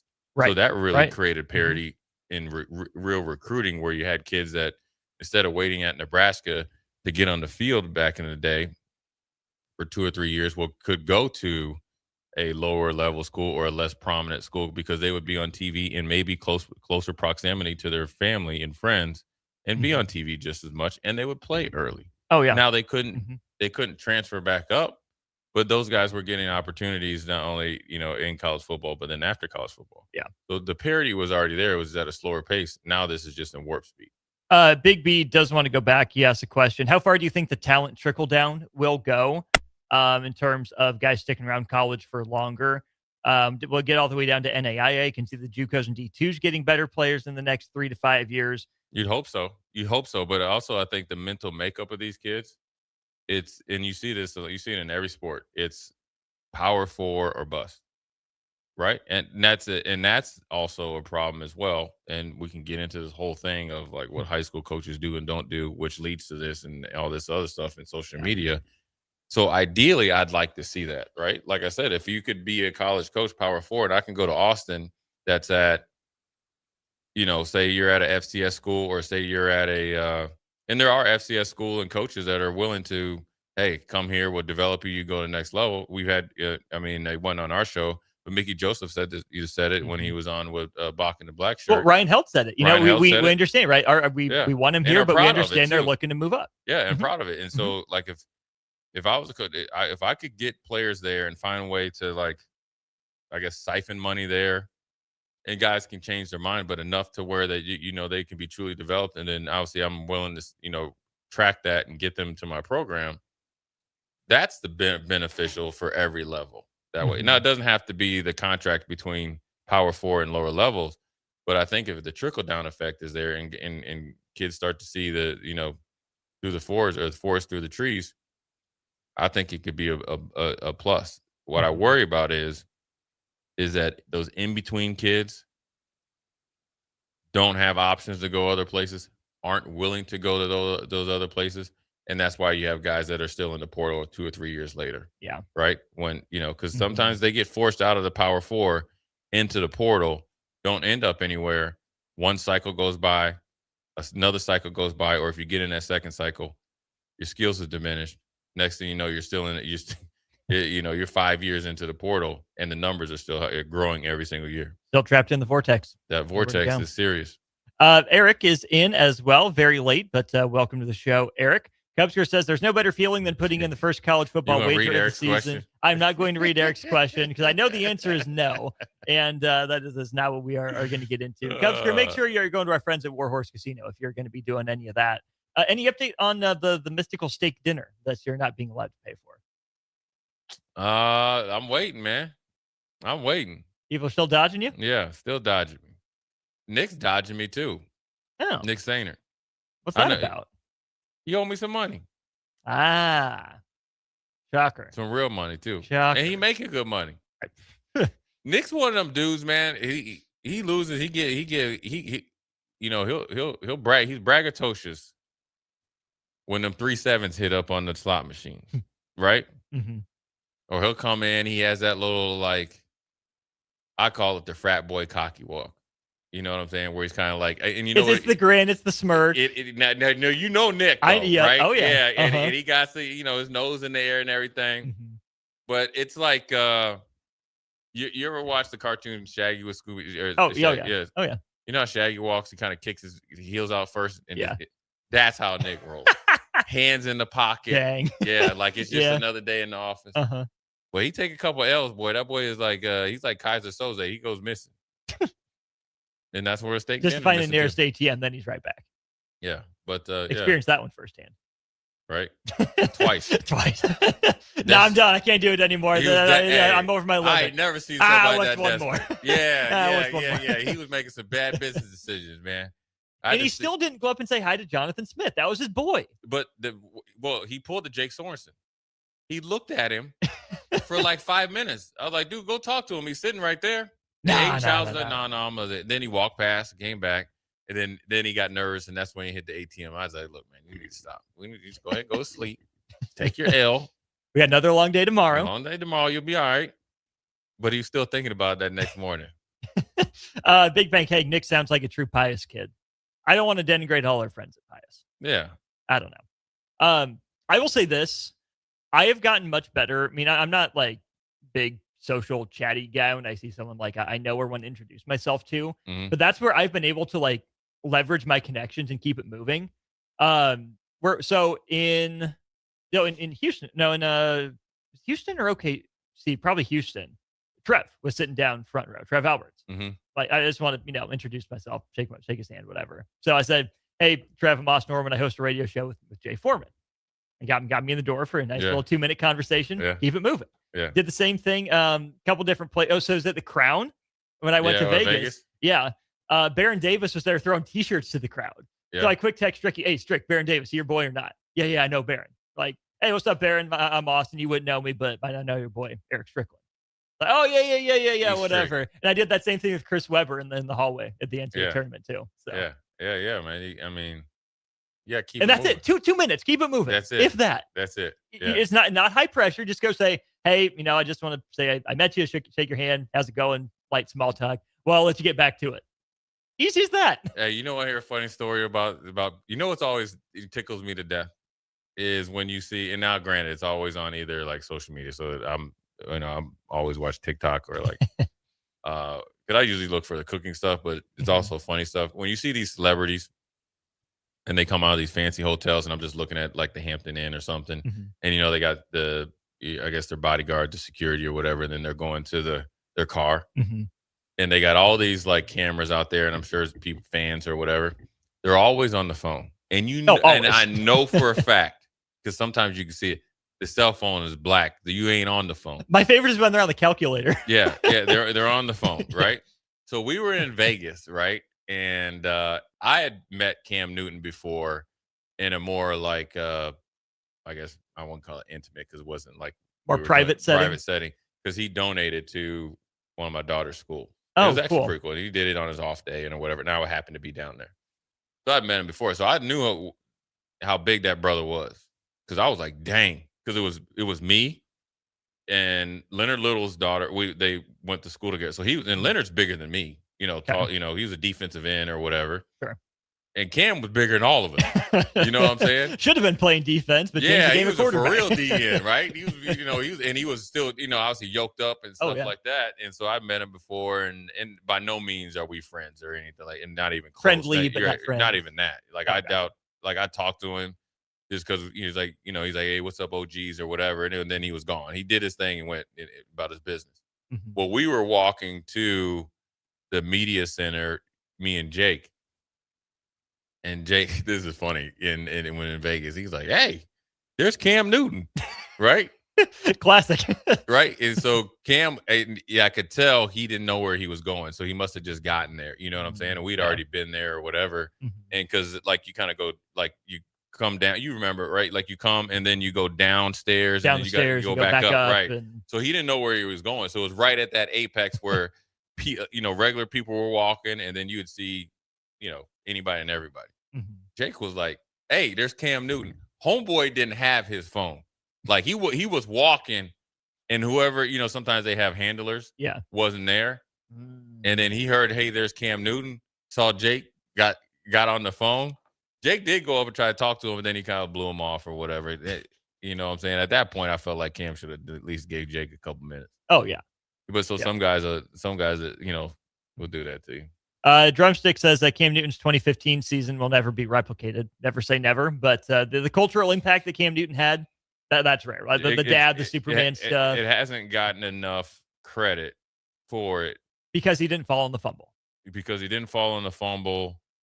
Even though that would have made no impact on him. And he's a little bit, and he's a different person now, with the whole dress. And Dranson's like, he was going to the games. He looked like my grandma and aunt when we go to church. With some of those outfits. Now, granted, that's part of his brand. Yeah. Yeah, but what he's done, he's iconic in the way. Look, we just talked about with Evan Bland running quarterbacks. Yeah. That's Cam Newton. Now, Calandra doesn't look like Cam Newton, But Calandria being an option for a school like Nebraska or any school is because of Cam Newton. Yeah. Dan Mullen, who was his coach, was the one that saw Cam Newton originally. Now, it didn't work out right there. He went to Auburn, but he was at Florida when Dan Mullen was there. So Cam Newton has his fingerprints across college football and in the pros. And it's obviously Vince Young first. Cam Newton took it to a whole nother stratosphere. Well, then here comes Josh Allen right after him. Right. Bigger bodied running quarterback, Right. different than Lamar Jackson, who Right. was not that long after Cam Newton in the college game. What, 5 But years Josh maybe? But Allen different became runner. appealing Because Cam Newton. because Cam Newton really showed people he could throw the football. People were questioning whether he could throw the football. Well, his first game, he threw for 500 yards. First game came First out the game. gates. League's on easy mode. And that was like against Carlos Dansby and Joey Porter and those dudes. So Arizona's defense had some dudes. Cam Newton lit them up like a Christmas tree. So then here's Josh Allen, who was supposedly having accuracy issues coming out of college. And next thing you know, he's the cyborg, and, you know, depending on who you want to argue with, is the best quarterback going right now. Indeed. We'll hear a little bit about the Nebraska quarterback room. Westy, we do see your question as well. Appreciate you waiting patiently now as we had some other conversations. Let's hear from some Nebraska football coaches as hour 2 of Old School rolls on here on The Ticket. Watch Old School live on Facebook, YouTube, or Twitch. Old School with Foreman and Orman on 93.7 The Ticket and theticketfm.com. The Friends with Dave's Heating and Air here in Lincoln remind you that the need for blood continues daily. Unfortunately, our blood banks are extremely low. Our community and our country depend on life-saving donors like you. You are eligible to donate every 56 days, and with each donation, you save up to 3 lives. Please go online and schedule an appointment to donate blood today. Thanks to Dave's Heating and Air here in Lincoln for making this message possible. A shining example of why America is a strong nation. Nutrition Authority invites you to enjoy internet-crushing prices in the back-to-school blowout. We already offer better than internet pricing, but from Monday, August 24th through Saturday, August 29th, we're slashing them even deeper. The back-to-school blowout on Nutrition Authority. For location information, check us out on mynutritionauthority.com. Are you ready for a new opportunity? Check out Sandhills Global. Join a dynamic team where your skills are valued and your career can soar. We offer full-time positions with a 4.5-day work week, competitive pay, excellent benefits, and a positive work environment.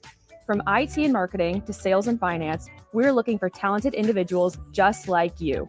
Apply today at sandhills.jobs and take the first step towards an exciting future. That's sandhills.jobs. Don't wait, apply now. Some moments deserve more than ordinary jewelry. At Sartor Heyman, we've helped Lincoln celebrate life's biggest occasions for over 120 years. With quality craftsmanship, timeless gifts, and diamonds you can see from across the room. From our exclusive Heartland collection to custom design pieces, every detail is made with care by experienced jewelers you can trust. Whether you're celebrating love, family, milestones, Sartor Heyman has a gift for every occasion in life. Let me share something to make life just a little easier. It's just one word, Bryant. If we need service on our furnace or AC, we call Bryant. Same thing goes for an electrical issue. If I have a problem with my faucet, a toilet, a drain, or a water heater, I don't need to know how to fix something. I just need to know who to call. And at our house, it's Bryant. Bryant Air Conditioning, Heating, Electrical, and Plumbing. Just one call. 467-1111. Remember, we do whatever it takes. Your friends with ArcLight Solutions here in Lincoln would like to take this time out to thank our first responders, doctors, nurses, and the healthcare professionals who put their lives in harm's way for our protection. Blood donation centers need people to donate blood. Be a silent hero and donate blood today. It will help accident victims, surgery patients, sick children, and members of the military. This message from ArcLight Solutions here in Lincoln, specializing in all your IT consulting needs.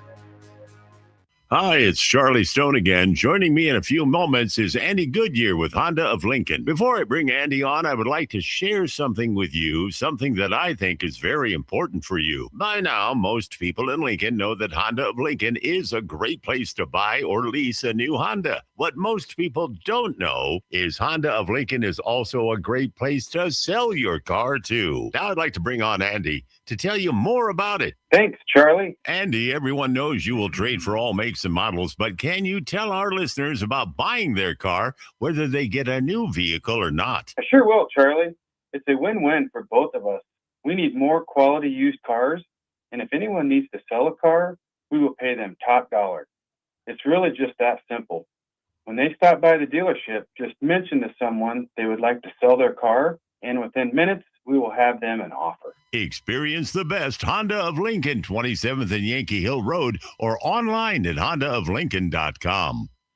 Ever look at your house and think, ouch, it's stuck in the past? Or realize that your kitchen needs a new everything? Like thousands of homeowners, you can simply call SprayNet Lincoln. Their patented spray system and paint delivers a flawless factory finish, no mess, done in a day, and cost-effective. It looks just like new, including your vinyl. And it's all backed by their 15-year no-peel warranty. SprayNet Lincoln, custom chemistry and smarter painting. Google SprayNet Lincoln or call them now at 402-383-3336 or email ching@spray-net.com. Want to make the easy call? Call John Henry's. From leaky pipes to a broken AC, flickering lights to furnace fights, even drains and duct cleaning, we've got it handled. Plumbing, heating, air, and electrical, all under one trusted roof. Proudly serving homes across Lincoln, Omaha, and surrounding areas and ready 24/7. Visit calljh.com or call John Henry's. 435-5555. John Henry's Plumbing. And electrical. In every office, there's two types of people. There are those who bring in bagels and those who eat the bagels that someone else brought in. Everybody likes the first person. Be that first person. Weekday mornings at 7:30, you have a chance to win a business box of bagels from Bagels & Joe. All you have to do is shut up, Sipple. 2 questions for you, 2 for Sip. Win, and the bagels are yours. Lose, well, you don't want to lose. You lost Monday, you lost Wednesday, you're a loser. Shut up, Sipple. Weekday mornings at 7:30, brought to you by Bagels & Joe. Rosie's Sports Bar and Grill. Open for lunch and dinner at 1501 Center Park Road, just south of 14th and Highway 2. Back to Old School with Foreman and Orman on 93.7 The Ticket.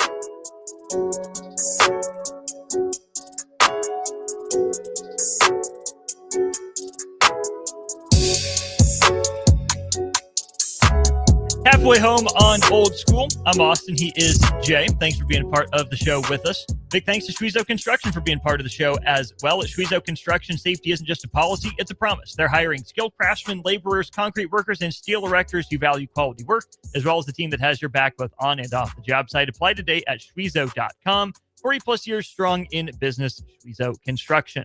We ended up getting the text from Westy on our Starter Heman Jewelers text line.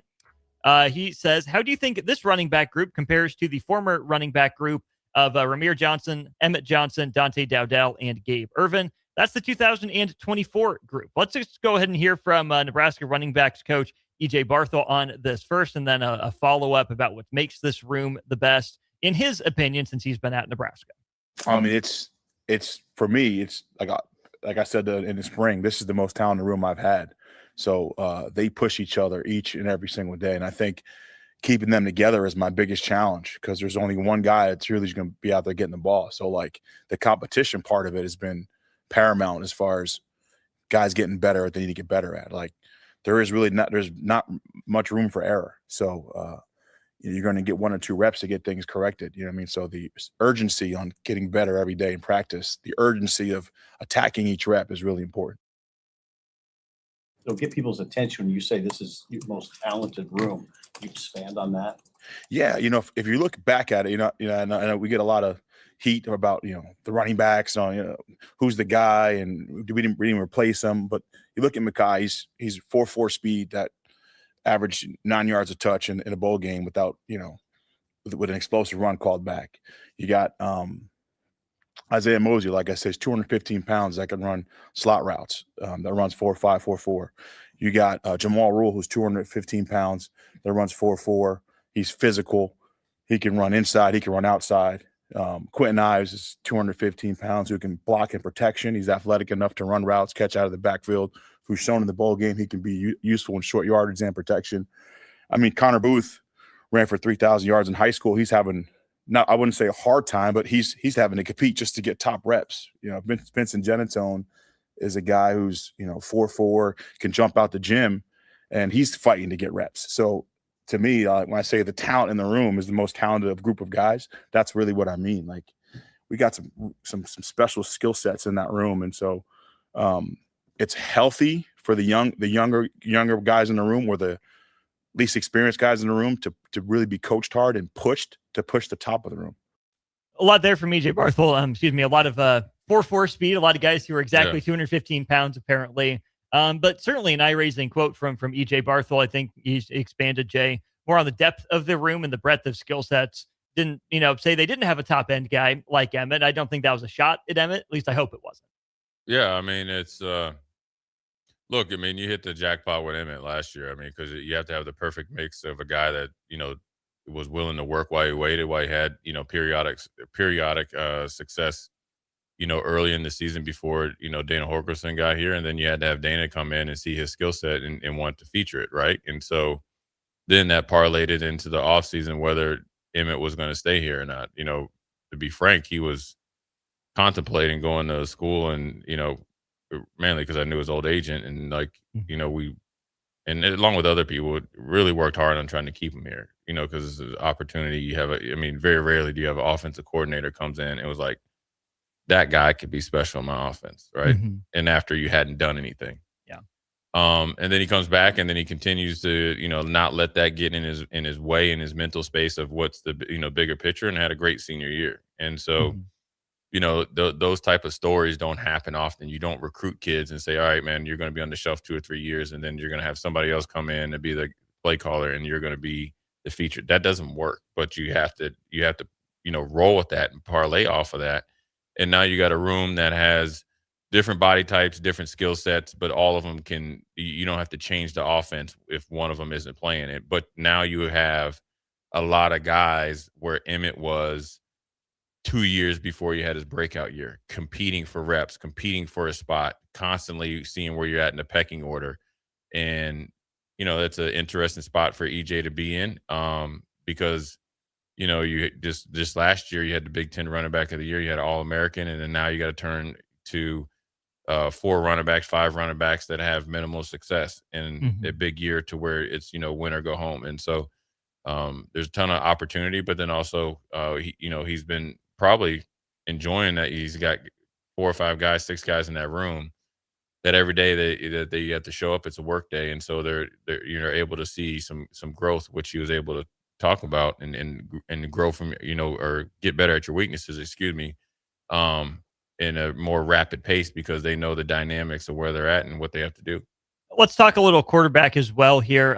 Glenn Thomas, Nebraska quarterbacks coach, was asked about his quarterbacks, his group, taking what's there versus adding, some additional risk and some playmaking on top of that. Here is Glenn Thomas. It's a fine line as a coach too. Obviously you don't want a quarterback to be a robot, right? The great ones, see things that we don't see, because they had the best view in the stadium. So I think there's a fine line of that. And again, I think it's evaluating each play versus what happened versus what was there. So, we kind of joke, never apologize for touchdowns, but at the end of the day, what could have happened different, or how could I reacted different on this play? And there have been times where he hadn't necessarily made the ideal decision, that something good has happened, and we'll talk through that, and then vice versa. That is going to be something to monitor. We've talked about the turnovers that Calandri's had in his college career so far, Jay. As long as it's boom or bust, that's fine. But if it's more bust than boom, that's where the risk-reward calculation, needs to come into effect, where you might, want to see something a little more steadier. But I like what Glenn Thomas said, the great ones, now that Anthony Calandri is there yet, they take those chances. Yeah. They're generally calculated about it. They're not doing it without a plan, without having seen something going in. And so whether that's in the pocket, out of the pocket, late over the middle, deep down the field, whatever it is, I'm curious to see what that risk reward calculation looks like for Anthony Calandri early on. Yeah, I mean, look, a guy that's grown on me from the NFL ranks as far as a head coaching coach is Kevin O'Connell, and he had a great, he was in an interview, but he has a great thought process on it. He's like, he doesn't get mad at guys that, he's not going to hold it as a negative if you throw interceptions in practice. He's more of a process oriented type of coach. Footwork, checks, that giving you a chance to win. So when you look about it, like Glenn Thomas and the way he's going about it, is that, and with Calandri, you want them to be able to not just survive, you want them to strive in practice as a unit, so you are stronger individually and collectively. And then that'll allow you to go out there and execute your game plan and your playbook 1, 2, and 3. Mhm. Now, one thing I think is obviously Calandra jumped out and he's the guy, but Mhm. then also he understands the importance of Daniel Kalen and TJ Lateef as well, and they understand the importance. Their Super Bowl is coming up here in the next 3 weeks, right? In the next 3 games, for both of them, and it has to be in the team aspect. And so a lot is going on, and you like that from a coach that you want to give your player freedom to go out there and own it. You don't want a quarterback to play as a robot, and maybe that's one of the things that he wants guys to do, and maybe he learned from TJ. You don't have to be perfect. You just got to be perfectly good when we need you to be, and that's what he's trying to get across. One more before we go to break. We'll wrap up the hour with some more audio as well. The value of emotion out of Anthony Calandria. Here's Glenn Thomas. It's just that it's accelerated everything. He's got great energy. He's talked about his competitiveness. He's as fiery as anybody when a successful play happens. He's as fiery as anybody when a play doesn't happen. I heard Coach say that we're trying to win every play, and he's invested into every play. Things that we talk about as a team is, we'll learn from that next play and move on. Sometimes there's too much emotion in maybe a play that transfers into the next play. So that's something we constantly strive to. Hey, let's put all our emotion and emphasis on a play. But once that happens, let's learn from it and move on. Is that last part that stood out to me, Jay. Sometimes there's a little bit too much emotion carrying over from one play to the next. I don't think that was necessarily directed at Calandria. If he was asked about Calandria, the energy that he brings to the huddle. What's it like for you now on the defensive side of the ball when whether something goes right and you're hyped up or wrong and you're hyped up about it? What's that process like in those 40 seconds that you have between plays to get back on emotional beam? It's just one play at a time. You really got to, there's an old saying, you got to be where your cleats are. And look, this is a game of imperfections. And you got to deal with, small, big, medium adversity. And however you deem it is really a big part of your success. And you want a quarterback that's able to, move on and handle, look, I talked about this all the time. The biggest, I guess, one of the biggest knocks around here is like how players, coaches, administrators, or whatever you want to call them, deal with success. Success and I guess failure or whatever you want to call it, adversity, are all the same. Just how you deal with it. You could make a great play. Like I can go and try to tackle Eddie George, and it just bettered me on that play. But I got to keep coming and keep bringing it. And the one thing about Calandria, and a lot of the guys I keep saying that they brought in, and this is just from like outside looking in. I go on energy. Football players are like wolves. When guys love football, you just know it, right? You can see it. It's like in their aura, body language, or whatever the hell you want to call it. All these guys they brought in, seem like they love football. They want to be better, and so that's where you get the emotion from. He wants to win everything. He wants to win, and then when he doesn't win, obviously there's emotion with that. So you were trying to get a little bit more even keel, because when you get in them big games, you got to be ice cold at that position, and because the everybody else is going to go off your vibe, and that's on defense too from whoever's the play caller.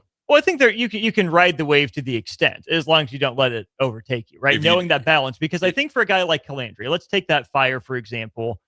Maybe Nebraska does need to get more juiced up for some of these games, whether it's in a big game or whether it's against just quote unquote, I say with no disrespect, a Big Ten West game, an old Big Ten West game, right? Because sometimes I think Nebraska has needed that emotional spark, maybe crossing the line. Who's that guy going to bring it? All the time. Now that can cross the line if you try to put too much on your shoulders, or you belittle someone in front of the huddle, you call them out in a public setting that's not right. But I think for someone as public facing, as energetic as Calandria, there's also got to be some of that, hey, upbeat positivity in the huddle. It's okay. Next play, I'm fired up for you. But then it means something when he takes you to the side. Right. Hey, I didn't like how you handled that. Hey, this is what I saw. This is what you saw. Not put him on blast. On the flip side, you talk about being a calm, cool, collected, ice cold character in the huddle. That's great, I think, too. There's a time for, hey, this storm is swirling around us. We're in the midst of it. Our back is against the wall. That guy, that quarterback, that linebacker leading the huddle didn't waver. It was rock steady. He got us through. But then there needs to be sometimes that tune-up element of, hey, you guys know what I'm normally like, but when I crank it up, you got to understand that this means something. And you got to come with me. There's a great story of Joe Montana when they were right before he had the game-winning touchdown pass to John Taylor.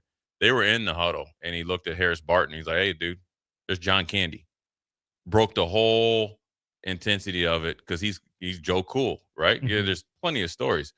And so, yeah, when you're a quarterback, you got to be selfless. You got to wear many hats. You got to be a therapist. You got to be a dominator. You got to be a leader. You got to be an encourager. And that's the point. That's what you have to do. It can't all be one way or another. You have to be able to, if you're going to lead a team, you're leading a team. If you're leading the offense, you got to lead the offense. And so, the energy is going to be based off you, but, really, they also need from him to have that sense that he has a good pulse on the team. Not that you have to go out there and be individual. I got to make a play. Your energy would be infectious. You got to know how to push the buttons of guys. Everybody's been there. Grant and Jason had to push my buttons at times. I had to push their buttons at times. They pushed each other buttons at times. There is nothing wrong with clashing. Friction and all that stuff builds diamonds. You will not get to where you want if you're always kind of like rubbing everybody's back. You will not. You will be a soft team, period. It will not work in football. Mm-hmm. It will not really work in basketball. It really won't work in anything. Mm-hmm. You know what I'm saying? Sometimes it's kumbaya. Sometimes it's war chants. It's got to be. And you got to know when to do it. And sometimes you got to do both. And sometimes you got to try and figure it out which way it is to get through a player, or else you'll be sitting there stuck on stupid after the game. We are stuck on Nebraska football coaches audio. We'll wrap up with a little bit more as we close out hour 2 of the show. You're listening to Old School with Jay Foreman and Austin Orman. Download the mobile app and listen wherever you are on 93.7 The Ticket and theticketfm.com. Perch Merch is your one-stop shop for all your printing and promotional needs in Lincoln, Nebraska. They specialize in screen printing, embroidery, vehicle wraps, window wraps, print collateral, promotional products, and signage.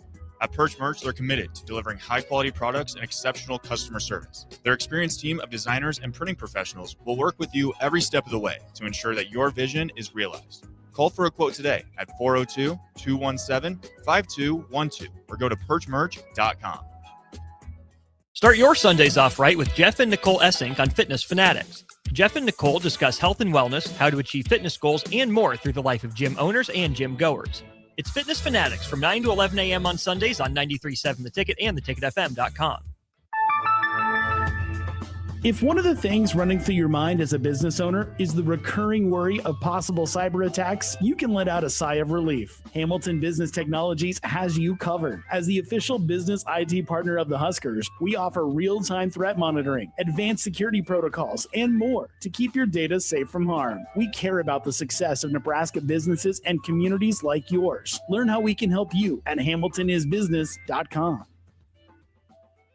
Salt Mine City is your go-to brewery and the Haymarket for craft beers and great food. Enjoy a full menu of great items daily for lunch and dinner, like their Big Fatty 7-ounce hamburger or a Reuben sandwich served on Blackstone rye bread.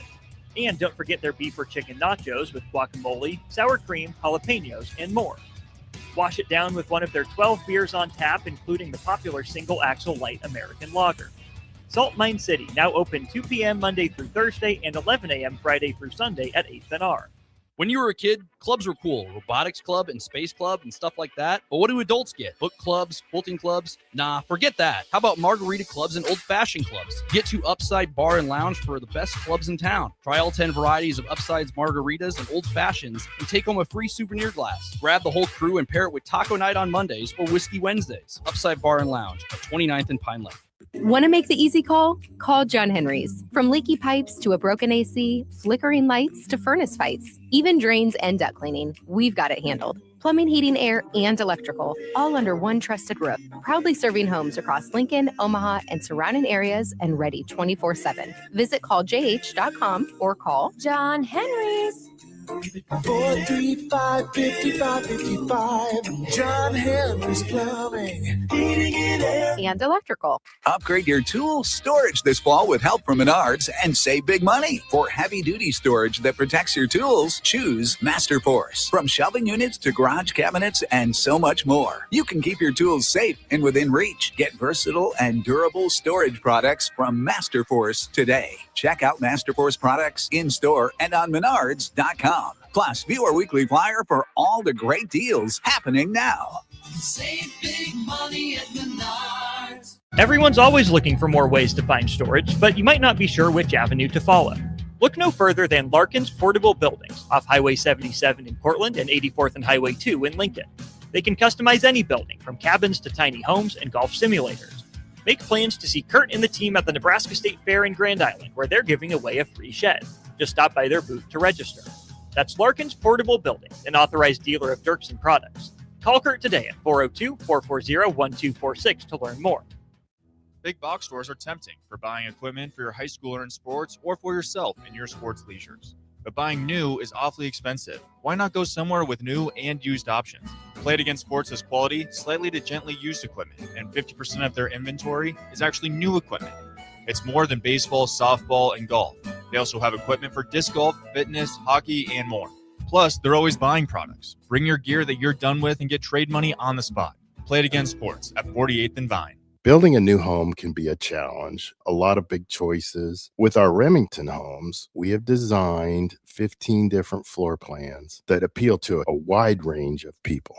Bob Benish of Aspen Builders, talking about Remington Homes, which makes the home building process easier. People really enjoy being able to go to our website, which is remingtonlincoln.com, pick a plan, pick a price point, go through and build it yourself. You have a lot of options, whether you want granite, painted trim, wood floors, more stone, all options with our Remington homes. People do not want to be married to their house payment. You're able to get what you really want in a home for a great price with very limited stress. And that's what Remington homes are all about. Home building is easier with a Remington home from Aspen Builders at 423-6811. Online at remingtonlincoln.com. remingtonlincoln.com.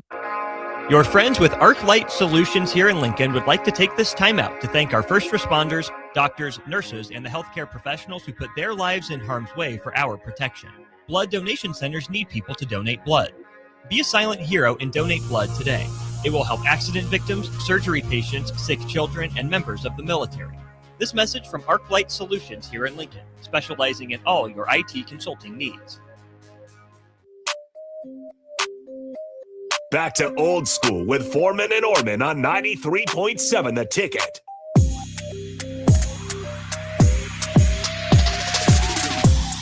We're wrapping up hour 2 of Old School. Still waiting for a Jay Foreman's 5 favorite quarterbacks. No, we're waiting at 11. Waiting at 11. I got bounced, though, good. Man. Oh, you're bounced right away at 11? It's only 11:15, 11:30. I go 11:10. Okay, 11:10. All right. We'll save it for 11:10. That'll be a good short segment to get to. Big thanks as well to our Starter Human Jewelers text line for everything that they've been sending in today. But Jay, we still have that question from Westy, and JR chimes in on it as well. How do you compare this year's running back room to that 2024 room that had Ramir Johnson, Emmett Johnson, Dante Dowdell, and Gabe Ervin? Probably about the same, I guess. Just because you got different body types. Like Ramir was like the Swiss Army knife. Dowdell was kind of like your lead back, and then Gabe was kind of like the guy that needed to be healthy. So I kind of like Quentin Ives. And then who was the other one? It was Ramir, Emmett, Dante, and Gabe Ervin. Yeah, and then Emmett. I don't know who's Emmett right now. Maybe you think a young running back that's just ascending. So I guess that would be Jamal Rule, and the Swiss Army knife would be Mosey.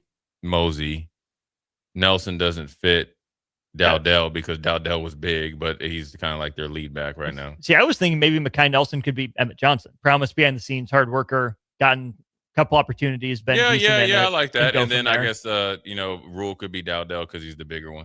Yeah. So I mean, it's kind of comparable just in the like body types and potential roles. Now Dowdell had played before, been successful, and obviously he was brought here to be the starter, and so we'll see how it all shakes out. We'll go to break quickly. We need Jay Foreman's quarterback. He likes to hit 5-10 minutes for it. I got to think about it. Okay, think about it over break. Starter Human Jewelers text line. Drop your thoughts. Who do you think Jay's 5 favorite quarterbacks to hit were? We'll get to that as we continue Old School. Watch Old School live on Facebook, YouTube, or Twitch. Old School with Foreman and Orman on 93.7 The Ticket and theticketfm.com. Here's your updated 93.7 The Ticket forecast, sponsored by John Henry's Plumbing, Heating, AC, and Electrical.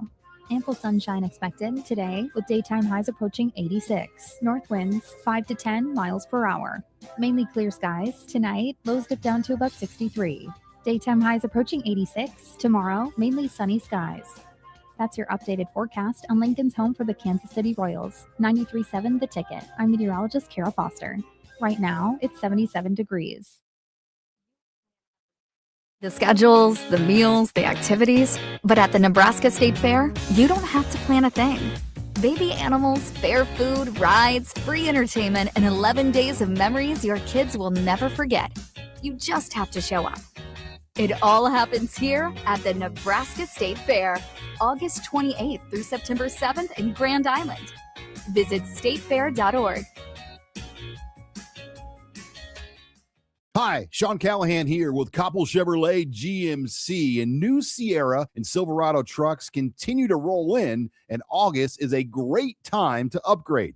Right now, get new GMC Sierras for under $50,000, or get 2.9% financing for 72 months plus $1,500 bonus cash. Visit us in Louisville or anytime at coppellcars.com. Stock number G306367 with approved credit. This is Lincoln's home for sports talk on the FM dial. Also online at theticketfm.com. On the internet. KNTK FM Firth, 93.7 The Ticket. When you were a kid, clubs were cool. Robotics club and space club and stuff like that. But what do adults get? Book clubs, quilting clubs? Nah, forget that. How about margarita clubs and old-fashioned clubs? Get to Upside Bar and Lounge for the best clubs in town. Try all 10 varieties of Upside's margaritas and old-fashions and take home a free souvenir glass. Grab the whole crew and pair it with taco night on Mondays or whiskey Wednesdays. Upside Bar and Lounge at 29th and Pine Lake. Bauer Underground has been serving local contractors and utility contractors all across the state since 1997. When you see the black and white trucks, you know that the best workers in the business have arrived. Bauer is currently looking for equipment operators, laborers, diesel mechanics, and aerial linemen. Join the brotherhood built upon hard work, authentic people, and a pedigree of success. They're offering top-notch benefits, matching 401k, and a $600 per year clothing allowance. Bauer Underground, a family-friendly company with room for advancement. Looking for something different for lunch or dinner in Lincoln? Big 8 is now open at 1226 P Street, serving seafood boils and Asian cuisine. Get your hands messy with fresh, flavorful seafood boils. Hot, bold, and made to share. Or enjoy classic Chinese and Asian dishes, perfect for lunch, dinner, or a night out with friends and family. Big flavors, generous portions, a brand new dining experience. Big 8. Now open in Lincoln. The Friends with Ford and Ford Auctioneers here in Lincoln remind you that the need for blood continues daily. Unfortunately, our blood banks are extremely low. Our community and our country depend on life-saving donors like you. You are eligible to donate every 56 days, and with each donation, you save up to 3 lives. Please go online and schedule an appointment to donate blood today. Thanks to Ford and Ford Auctioneers here in Lincoln for making this message possible. They are a shining example of why America is a strong nation. If your car has sent you to the sidelines, Eustace Body Shop can help. With gold-class certified technicians, OEM parts, and free loaner cars, Eustace Body Shop is your best choice this Husker season. And with 6 locations across central and eastern Nebraska, we've got you covered, whether you're rooting at home or you're headed to Memorial Stadium. Get a free online quote at EustaceBodyShop.com, and let's get you back in the game. The most recommended Eustace Body Shop. That's who we are.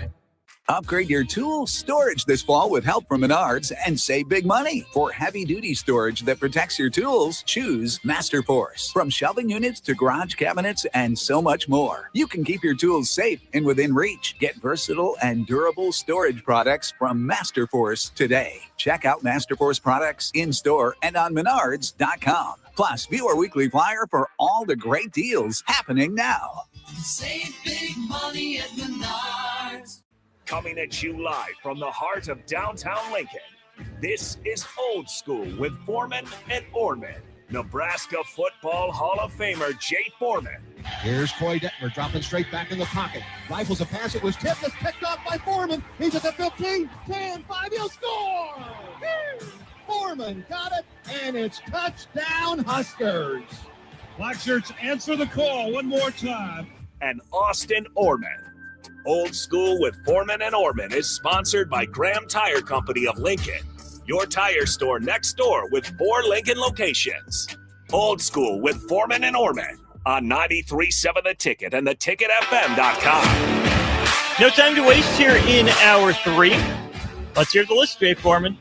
Your 5 favorite quarterbacks, college or NFL that you had the to- chance to hit? Oh, well, then that expands it to college and the NFL. Well, If you need time to add college, we have a 36-second clip from Ndamukong Suh explaining his list. no, I know I got Okay, him. okay. Yeah. Rattle them off. Sacking, like sack isn't hitting. I mean, obviously I was able to sack Dante Culpepper. Me and Jason Peter did. He was like a tree stub, man. He was, I'd heard how big he was. My dad told me like night before, he's like, hey man, these Central Florida dudes, they're gonna come here to play. Like, yeah, whatever, man. Okay. We didn't heard this before. He's like, the quarterback's big, and we watched tape and it was grainy. I was like, oh yeah, all right, man. We ran in, man. We hit that dude, it was like boom. Then me and Jason cleaned him up. That's always great because I used to play in the offseason, play basketball against Dante Culpepper, Randy Moss, and them up at Lifetime, or which it's a Lifetime Fitness now, but we used to play basketball all the time. So, that was pretty cool. And he's a great dude too. So Sure. He's one. Brock Heward was great because he literally didn't cry, but he whined. We got extremely physical with him. Mom, he hit me. Yeah, that type of stuff. And I think he probably had a little bit of PTSD from Grant and Jason did to him the year before, so in 98. And then in the pros, it was like I didn't get a lot of sacks. I got a ton of hits on quarterbacks, but I didn't get a lot of sacks, but I always sacked. Gary took them all? No, well, Gary messed them up a lot, right? Messed up about 5 sacks for me. But my role was I was really, decent in coverage and did some other things or whatever. But, but my sacks, the quarterbacks that I got to sack were all the like who's who. So my favorite sack was, I used to hit him hard all the time too, but I sacked Peyton Manning. Nice. That's probably why he kept throwing the tight end against me. And he was so mad. The thing is, I didn't know if it was disrespect or not. He was so mad at the running back. I mean, he was cussing him out. But I was like, yo, I just ran this dude over. And then I sacked you with one hand. Like, it's your fault. Right? So I sacked Peyton. Another time I came and it was like kind of like a gut blitz, and it was me and Jeff Saturday one-on-one. I literally gave him the dead leg. Swim moved him and hit Peyton, and he was going off on Jeff Saturday. So that was always great because Peyton's he talked some mess, but he was a whiner too. But he was a great competitor, obviously. Chosen one, golden child. Yeah. And then I got Tom Brady, which Tom Brady, I knew he was a psychopath after me sacking him. We were in Buffalo. And this was my 4th year, and we weren't very good, but we ran this. It was called Open 11. It was kind of like a cross blitz up the middle.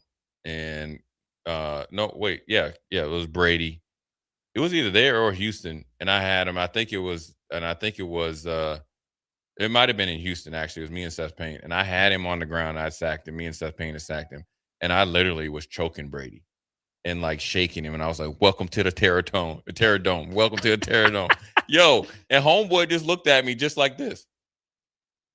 I went back to the house. I said, this dude, he built different. Well, right? Then he commenced the next drive, walking the dog on us. And I think they threw it to like Mike Vrabel or something. Like just we turned the ball over, of course. We're driving to win the game. We turn it over and they get it, and they end up beating us. Sacked Donovan McNabb. I think I got a pretty cool picture of that. It was in Philly. It was actually one of those blitzes that I was like end up getting trouble for with Michael Vick. The running back blocked. I kind of came off, and it was like what people will do with Calanger. You kind of add the blitz or whatever, and then able to sack him in Philly. Really laid the hammer down on Brett Favre once. I did, man, and it was actually Amon Green was the running back, and I didn't know Amon Green had hurt ribs. So, generally, like you wanted to protect your knees, and so. We ran this one blitz, and I got in trouble. I could have had another sack against him, or a sack, and I hit him pretty hard. I kind of went a little bit too wide on this blitz, and it was like a fire zone. I should have just went right downhill. It's crazy. You remember this, right? And so I came down the first time. Amon came and pass block, cut me, and literally because I knew I thought he wasn't gonna cut me just because I figured like, hey, we're teammates. Yeah.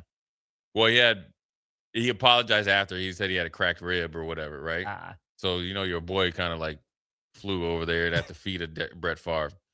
Well, then they had brought in the backup running back. So I said, okay, I see what's going to happen. So I kind of switched the blitz to come. So I knew the running back couldn't get me. Yo, when I tell you I hit this dude, Brett Favre, full speed, like in his rib, I was trying to hurt him, right? But he had those rib protections. I know I knocked the air out of him, but then he looked at me and got up just to show that, like, he ain't going to give ground. Mm-hmm. So I hit him pretty good, but my best hit on a quarterback, though. And I got the ultimate respect for this dude. No, actually, another one against Steve McNair. Now, this is funny. You got McNair? Okay. Oh, yeah. Yep. This is the funny thing about Steve McNair. So Steve McNair you obviously lived in Houston, played there. Mm-hmm. He had this dude, Eddie, that used to drive him around. Okay. Like at limos, right? Okay. Mm-hmm. So when my boys came in, the Minneapolis Dogs came in, I had met him at the barbershop, Eddie. So he drove us around. So I kind of knew Steve or whatever, and we kind of kicked it every once in a while. And we were playing them, and I think it might have been like the last game of the season. And I knew I was about to get my like a third contract or whatever, and it was the contract year. It was the last game, so they were going for number 1 seed. We were playing, so it's on. Mm-hmm. And the Titans and the Houston Texans, that's personal. Oh yeah. I knew Steve McNair was a Q dog. Okay. They think it's disrespect when you throw up the Q. This is how dumb I was sometimes. They take it as disrespect if you throw up the Q dog, the sign or whatever, like this, right? Okay. Mm-hmm. I came through there. Eddie George missed. I came like literally real low. Yo, I hit him elevating. Through him. Taking off like an airplane? Yeah. After he threw it. And it probably was a little late. He was like, dang, homeboy, you going to hit me like that? So then I'm wolfing, right? Getting the crowd hype. When I threw up the Q dogs, he was so mad. He was so mad at me. And then he forgave me or whatever. And unfortunately, passed away. But my best hit was against Byron Leftwich. Mm. And I hated Jacksonville. Now, it cost me. Every time I got into something, it cost me money. Jack Del Rio called the league on me. No. Yeah. No. They had won the game. And it's essentially they just got to run it 3. We didn't have any timeouts. They were up by 2 scores. Yeah. They didn't even need a first down. So I think, they ran it a couple times. The third time, they could have just kneeled it to get games over. Yeah. So we had, kind of unstrapped our helmets. Well, we shouldn't have. Now it's on us. Well, he ran the ball twice. So you take that as a FU. Oh, yeah. So the first time they ran it, it hit my boy Eric Brown. We call him Wolfman, and kind of jacked his shoulder up. The next time, he did it. I ran over and made the tackle. Yo, I laid into him. Like I said, next time we play you, it's on. I said it's personal. So we playing, and Byron Leftwich. He's a big dude too. Dude. Oh yeah. And another DMV dude. So I came like a blitz, and when I tell you, Austin, I hit this man. I hit him like Romanowski hit Kerry Collins. Woo. I was hitting him. I hit him head. It was a spear underneath his chin, forklift, dump. Pile drive. Like, I felt like I killed him. So then you get up and you run. I look back. Yo, it looked like a crime scene. He was just laid out. So then I was like, oh, yeah. I took the quarterback out. Oh, yeah. I knew Vic was going to be hype. And we had Reggie Herring was the linebacker. I'm like, oh, yeah, this is going to be hype. Next thing you know, they must have he threw a pass and we're coming back. Homeboy got up like the Undertaker, literally out the dead. And look, and like, he's like, I'm back. I was like, yo, I couldn't have hit him no harder. Killed him. Dang. I didn't kill him. I tried to, and he got up like the Undertaker, man. So you weren't probably coming from like most guys' right side where they can see you, or the blind side. You're coming straight up the middle line. Yeah, but he couldn't see me because the way they slid protection and the running back goes and gets the end. And I knew once that protection was there, I knew once he hit once the running back goes and blocks the outside linebacker, I'm free to go. Jay Foreman. So it slid down, and I came from the left, and they slid protection to my left. The right was open, so he couldn't have seen me. And I was full, Austin. When I tell you I was full speed from like 3 or 4 yards. That 4.5 turned into 4.2 real straight quick. Up, like crown of the helmet, everything. Thought I had him. Got up like the Undertaker. Surprise. What more's a man got to do? What? That's what I'm saying. And then, like, Drew Bledsoe tried to run me over on one time on the goal line. Yeah, I blew him up and gave him the business. Oh, yeah, Who do you think you are? But it was funny, though. They did a quarterback sneak, and when he was a Buffalo, he tried to, and I was like the whole dropper. I said, come on, man, you know better than that. He's like, I know, it's a stupid play call. Yeah. That's funny. All right, I know you got to get going. We'll let you out of here. We'll have the last half an hour plus of Old School after this. You're listening to Old School with Jay Foreman and Austin Orman. Download the mobile app and listen wherever you are on 93.7 The Ticket and theticketfm.com. Looking for something different for lunch or dinner in Lincoln? Big 8 is now open at 1226 P Street, serving seafood boils and Asian cuisine. Get your hands messy with fresh, flavorful seafood boils. Hot, bold, and made to share. Or enjoy classic Chinese and Asian dishes, perfect for lunch, dinner, or a night out with friends and family. Big flavors, generous portions, a brand new dining experience. Big 8, now open in Lincoln.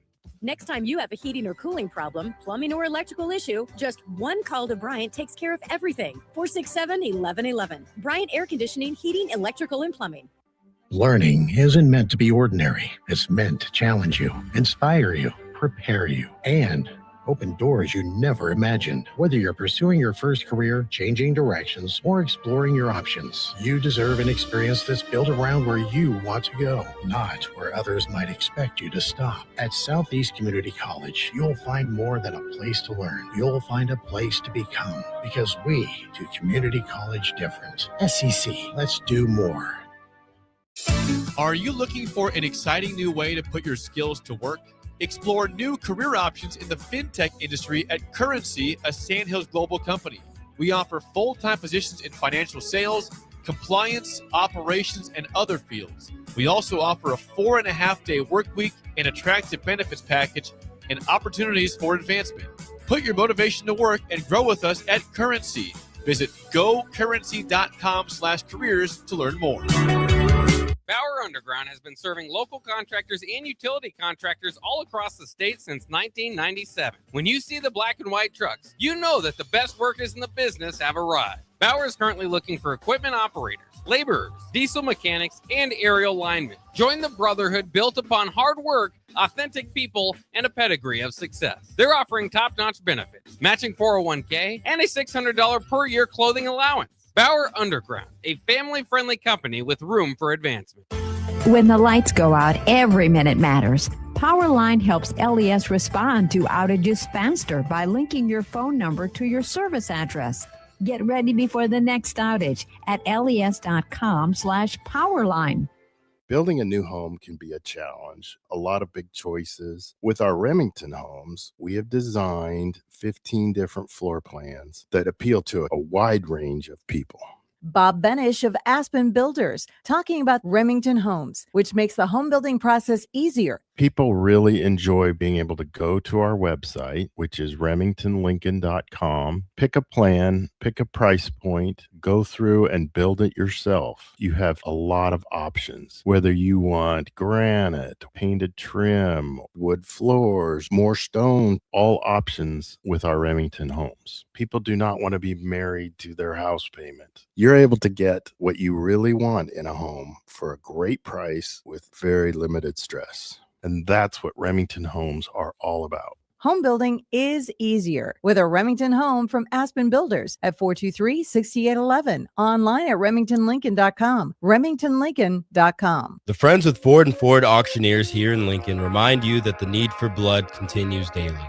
Unfortunately, our blood banks are extremely low. Our community and our country depend on life-saving donors like you. You are eligible to donate every 56 days, and with each donation, you save up to 3 lives. Please go online and schedule an appointment to donate blood today. Thanks to Ford and Ford Auctioneers here in Lincoln for making this message possible. They are a shining example of why America is a strong nation. If you like freedom and you like floors, ditch the box stores and shop Freedom Floor and find the best luxury vinyl, tile, hardwood, laminate, carpet, and experts at Freedom Flooring. Visit our showroom at 4815 South 14th Street in Lincoln. If you like freedom and you like floors, ditch the box stores and shop Freedom Flooring, a Shaw Floors dealer. Play ball! Some places just feel like home. In Lincoln, that place is Haymarket Park. For 25 seasons, it's where we gather with friends, with family, and our out-of-towners who want that same warm welcome. It's where kids catch their first foul ball, where we're all neighbors for at least 9 innings. Because when Salt Dogs fans root for our home team, there isn't a single stranger in the stands. So come one, come all, and let your local tradition play on. Get your tickets at saltdogs.com. Back to Old School with Foreman and Orman on 93.7 The Ticket and theticketfm.com. Welcome back in. It is Old School. Austin Norman with you now as Jay Foreman is off to handle some business, but I know I'm not alone. Got you guys on the Starter Heyman Jewelers text line 402-464-5685. Got a few things to get to from there. Drumstick is laughing about Jake just casually talking about sacking Hall of Famers. Welcome to my daily existence. From hearing Jay tell his stories about sacking all these Hall of Famers and all the people he crossed paths with, to Eastrick and all the people that he knows, played against, just casually dropping, Dirk, Steve, guys like that he didn't just know or meet or cross paths with, but that he played with and against and guarded and passed to and all that fun stuff. I live a crazy life knowing people who know people, and it's always fun. Kind of like I was telling Jay, I think that was back at the end of the second hour, all the people that I cross paths with, when I'm out at events and whatnot, that I can name drop. Hey, I know your boy, Jay Foreman. Hey, I know your boy, Eric Strickland, et cetera, et cetera. It's quite a life, let me tell you. And then, yes, the forklift dunk, incredible. I need to see if I can find that hit. And more importantly, probably the television call of it, because I think that's probably just as good, if not better than anything. No, Eric, you'll stay off of Jay's back in his case. I don't know if he ever got a good hit on Vic. I know Vic avoided a couple good hits from Jay at the very least. And then Steven said, I watched the 95 Kansas State game again last night, and that quarterback sure took a beating. Yes, that quarterback sure did. And big shout out to Jay for being a part of making it a long night for Kansas State in 1995.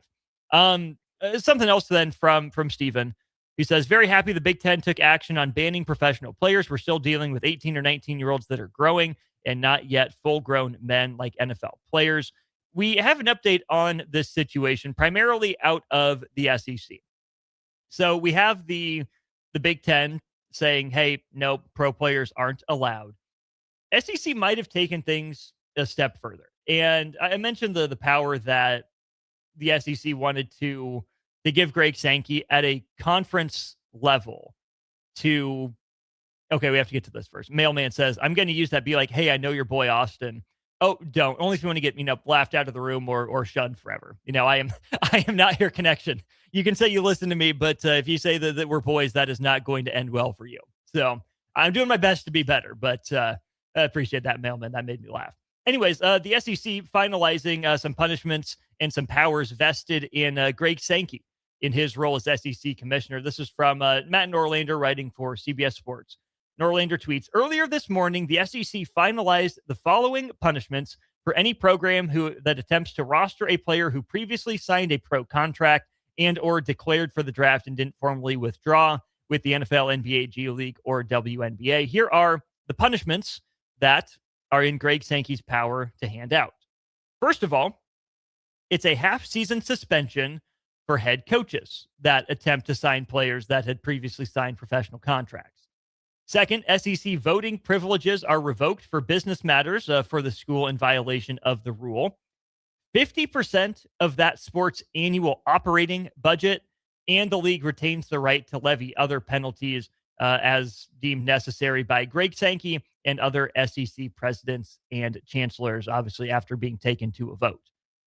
Those are some pretty steep penalties for coaches attempting to roster, once professional players. Head coach gets suspended for half the season. You lose 50% of your sport's annual operating budget. And obviously that's going to be a pretty hefty number when it comes to the two biggest revenue sports in college athletics and college football and college basketball. And you lose your voting privileges on business matters until you're found to be in compliance. again, you lose your seat at the table. You lose your say in how the conference is operating. Pretty big punishments. And according to Norlander, this might be coming to the Big Ten as well. He continues by saying, power brokers in the SEC and similarly the Big Ten are of the belief that the scope of a conference, as opposed to the antitrust nature of NCAA cases, will allow this rule to withstand legal challenges because penalties are directed at coaches and programs, not individual athletes. That's something else that's going to be interesting to monitor with these conferences under the umbrella of the NCAA, but not having the same scope. Whereas the NCAA is, obviously set up, tasked with, charged with determining and governing the whole of college athletics under its purview in a lot of ways. The SEC just governs the SEC. The Big Ten just governs the Big Ten. And Norlander would continue to go on and say this: you can build the case that a conference's bylaws, agreed to by the schools and now supported with a 16-0 vote in the case of the SEC, will hold firm against legal challenges. Sankey can sanction programs rather than players and potentially have those stand up to scrutiny within the parameters of SEC play.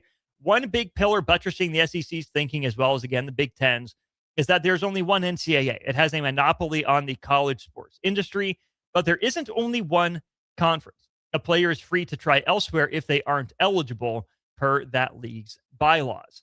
Then I ended up seeing this from Kevin Sweeney, who's really good on college basketball as well.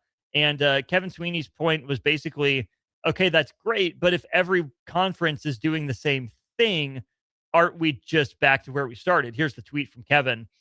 I don't think the ex-NFL NBA guys should be allowed in college, Kevin says, but I got to say I'm a tad skeptical that each conference can make its own rules and players are free to play in other leagues argument works if all the conferences make the same rule within days of each other. Someone replies to him, and then Kevin says, I also think the mid-majors are going to feel pressured to make the same rules, meet the standard. I don't think the Sun Belt has to worry about NFL guys coming back, but they're already moving on it. That, to me, is the next step in the evolution here, is to see, it seems like the Big 12 and the ACC are following suit. We led off by letting you know on the show that Notre Dame plans to follow suit, but these mid-major conferences as well. And some of these schools that feel like they would deserve a seat at the table if or when the Super League comes, or the further division of Division I FBS football comes, because obviously you have, FBS and FCS football still, where it's still Division I, but at what level? Seems like we're going to get a further stratification at some point. And so if you are a Sun Belt school, if you're an American Athletic Conference school, if you're, a Mountain West school, whatever it is, are you pushing to play by the same rules, or are you pushing to have access to talent and make your case to move up? Because I think that's going to be one of the biggest determining factors is, are you winning? Are you profitable? Obviously, will always be number one, whether or not that's the right way to go about it. But for teams looking to move up to the Super League, are you profitable? Can we make money off of you? Can we make money with you as business partners? But the way you make money is you win.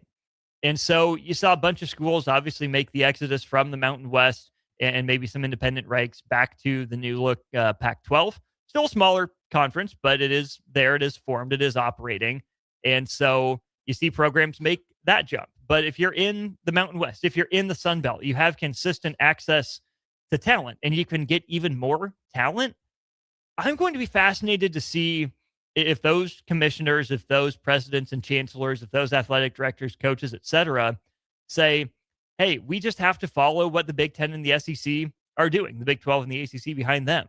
That's just the way of the world, right? We don't want to be this rogue agent that's out of compliance. We don't want to be the one that's the black sheep of the family. We don't want to be the one conference that decides to do things differently. Sure, we might get a little bit of benefit out of it in the short term, but in the long term, if we have a reputation for going rogue, that's not going to help us. That's not going to improve our seating at the table.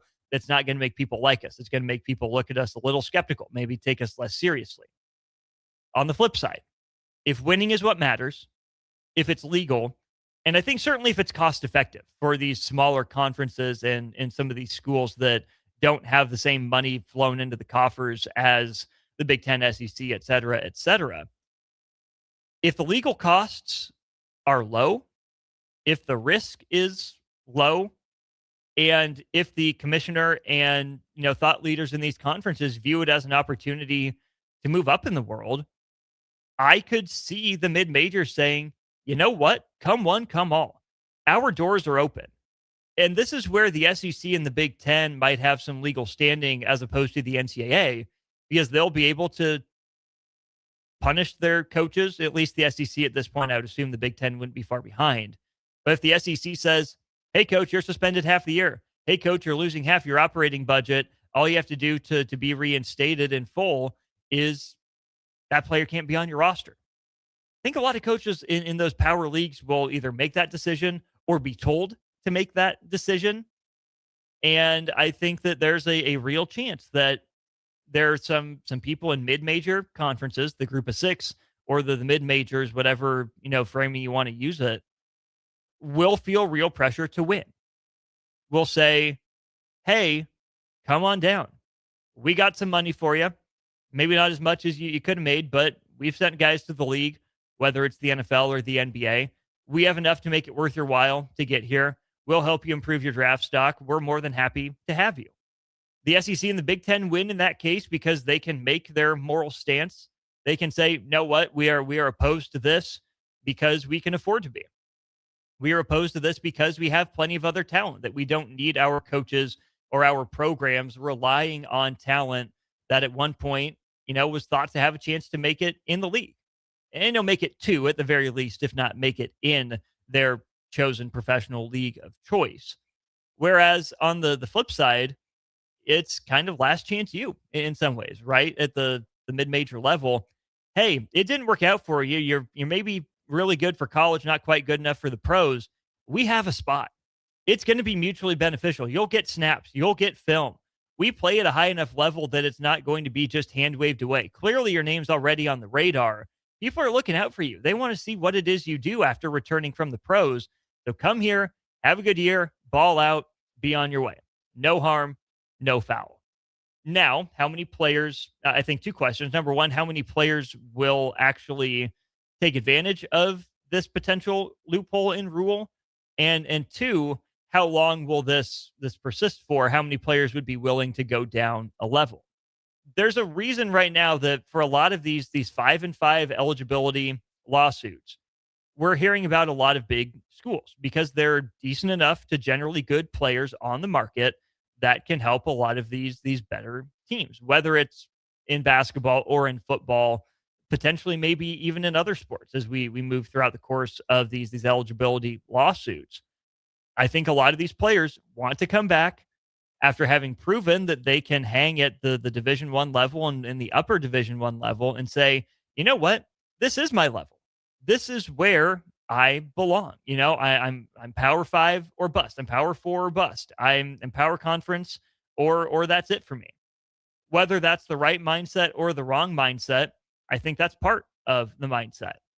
But if the SEC says, no, we have a conference rule, your coach can take you, but if so, he's going to face steep punishment. Which coaches will be scared off? Which coaches will risk it? Will the player be worth it? Same thing for the Big Ten. But if the players are going to be barred from entering the top four conferences and their only options are, these mid-major or group of six schools, I wonder for how many of these guys or gals that are returning to school, how much of it is about the money? How much of it is about the opportunity? How much of it is about love for the game? Hey, I got cut, or I was about to get cut for the first time in at least a long time, if not forever. That's scary. I don't know when my next tryout is going to be. I don't know when someone's going to want to elevate me from a street free agent to their practice squad. I don't know how long this opportunity is going to last. All I know is I have to maximize it.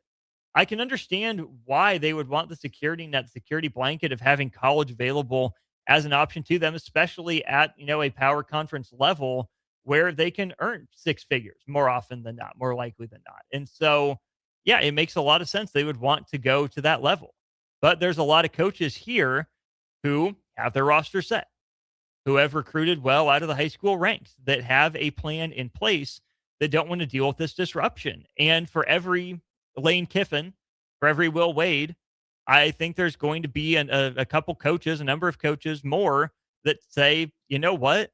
We can't afford to do this. I don't want to do this. This isn't how I want to run my program. And we're good. We're settled. Our roster's good. I like what we have.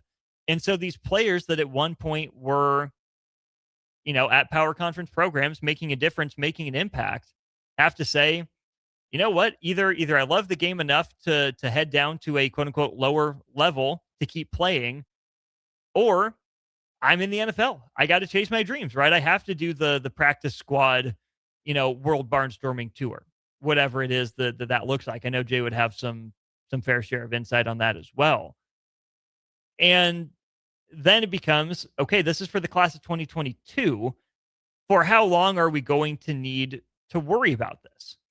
If it's just the class of 2022, I think we're spending a lot of time on this group of players that probably won't end up being the main characters of the 2026 season on the field.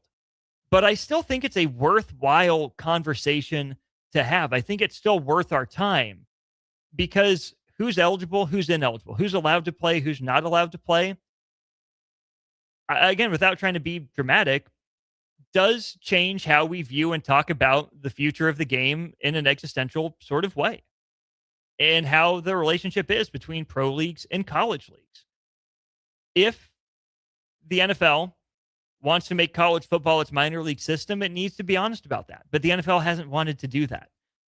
And so the NFL can't then, be allowed to send its players back to college. They say, hey, you signed a contract or you declared for our draft. You're in our pool now. We're not having you go back to college. Now, it's cutthroat.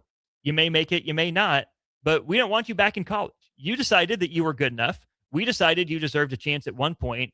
Keep working on your skills. We'll take you back if or when you're good enough. And for college football, I understand wanting to be associated with the NFL, the largest pro sports league in America, one of the largest in the world. It does absolute numbers in the bank accounts, in the checking books, on television, in stadiums, et cetera, et cetera. I get why college football would want to be tied to the NFL. I get why college football coaches would want older, more veteran, experienced players back on campus. I understand why they would want it. But if the contract situation isn't right, if, there are professionals competing against what are supposed to be amateurs, as we previously understand the word, things are going to get even messier than they are really quick. And things are already accelerating at a pretty rapid pace that we can go back and forth on what's good for the game, what's not, where's the line drawn. But figuring out who is available to play, who's allowed to play under the rules, and for what reasons, is a pressing existential issue, I think, for college sports that are not as popular in any given market at any given time as their professional counterparts. There's still big business being done in the pro leagues that college sports need to catch up to. College sports can't allow itself to get swallowed up by trying so hard to be something it's not. I know Jay talks about it all the time, and I agree with this to a point. The college sports are getting more and more professionalized. It's impossible to argue against that. That's not anything that anyone say is not happening. But there need to be some guardrails in terms of what the sport allows itself to become. It's healthy to have the middle ground. It's healthy to have stepping stones. It's healthy to have a niche carved out. If pro sports are going to be big business, if pro sports are going to be cutthroat and ruthless, sure, college sports are always going to take from that. But there is value in differentiation. There is value in being run different and offering, the same game packaged and presented in a different way. If you're college football compared to the NFL, if you're college basketball compared to the NBA, I maintain that mid-major basketball is the purest form of high-level college athletics, because it's a step up from high school. The arenas are bigger. There's enough money involved that it feels like a step up, but it's not so corporatized or professionalized yet, and hopefully, as ever thus, that it feels like it's power conference basketball. And sure, you see guys level up all the time from the mid-major ranks. There have been dozens and dozens of good players per year that come from the mid-major ranks and impact high levels of college basketball. Same thing at college football. But the more and more that college football attempts to become the NFL, the more it's going to get swallowed up by the NFL that already exists. The more that college basketball allows, former NBA players to come back and the pro league to have its way with its cast-offs coming back to college, the more college basketball is going to get swallowed up. And I don't think that's healthy for those games that have a way to be successful under the umbrella of the game of basketball while not necessarily holding, the hand of the NBA. There's got to be collaboration. There's got to be partnership, but you can't turn yourself into the college version of the same league. It's not going to work out well. It's not going to end pretty. Bill and Bennett says that's right. Players who went pro should never be allowed back in amateur sports. I said this with Jay for those who might have missed the show. To me, the dividing line is the signing of the professional contract. That to me is where this line needs to be drawn. And Jay makes a good point. What about all these guys that signed a contract that didn't know another year of eligibility was coming? I don't want to be callous, but too bad, so sad. You had your chance. You declared. You knew there was risk. It's a different kind of risk than you would have anticipated. Sure, you would have made a different decision, but them's the breaks. That's life. College coaches are so focused and fixated, understandably, on their roster, improving it, making it as good as they possibly can this year. From my position, I have the leeway to look out for, quote unquote, the little guy, to look out for the freshmen, to look out for the players that at one point were deserving of a D1 scholarship that are now headed to a lower level. And again, you can say the same thing. Too bad, so sad. Timing wasn't in your favor. You deal with it, you adapt, you move on, you adjust. Not everyone's wired that way. Some people are going to sue. Some people are going to go to court for what they feel they're due, for what they feel is fair, for what they feel they're owed. That's their prerogative. I'm not here to knock that. All I can tell you is my preference. We have 5 for 5. It's here. Recruit your high school players. Perpetuate the cycle. Keep the sports growing. Don't just recycle the same names. Decisions and actions have consequences. If you believe you're good enough to be a pro, great. Go bet on yourself. Go do it. Go do your darndest. Go put in the hardest work you've ever done in your life to make an NFL team, to make an NBA team. If you fall short, welcome to life. It happens. How do you get better? How do you learn? How do you grow? Maybe you've bumped your head on your ceiling. Maybe you were a really great college player and there's not a consistent, stable professional future for you in that game. Maybe your career doesn't look like you always wanted it to. There is a finite number of roster spots in the NBA. There's a finite number of roster spots in the NFL. If you've declared for the draft in either sport, you're still in the top 1% of anyone to have ever played this game walking the face of the earth. You just might not be in the 10% of the 1%, or the 5% of the 1%, or the 1% of the 1% that sticks on an NBA roster or an NFL roster. It makes an impact, makes a difference. That's okay. You maxed out. You did what you could in your space in the sport. It's not necessarily easy to come to grips with, but we all run into things where we max out. Hey, I did my best. This is who I am. This is where I am. The more you love the game, the more you love the chance to lace them up or do whatever it is you do, the more creative you're going to get in trying to find ways to improve, the more desperate you're going to feel because you need it to work. That does not necessarily mean that you need to go take an all but assured opportunity from someone younger than you. It means that you made the choice to move out of the college ranks and you accepted the risk that came with being a professional in a league where so little, if anything, is ever truly guaranteed. That's part of the risk. It's there. It's associated with the decision. Now own it. I'm all for second chances in the right way. I'm all for mulligans. I'm all for do-overs. If you don't steal an opportunity from someone else who has a chance to make a better choice than you did, they deserve the same level of choice that you got. Class of 2022, guys that are suing and coming back. Lane Kiffin, I'm sorry that your roster needs upgrades. So coach them. You've had all summer, after you had all spring, and you're into fall camp. If you and your coaches can't get someone on your roster ready to play, number one, get better at coaching. Or number two, find a way to make it work. That's what it comes down to for me.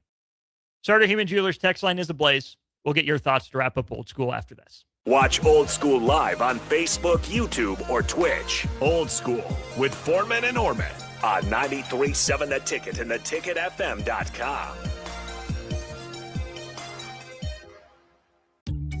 Are you ready for a new opportunity? Check out Sandhills Global. Join a dynamic team where your skills are valued and your career can soar. We offer full-time positions with a 4.5-day work week, competitive pay, excellent benefits, and a positive work environment. From IT and marketing to sales and finance, we're looking for talented individuals like you.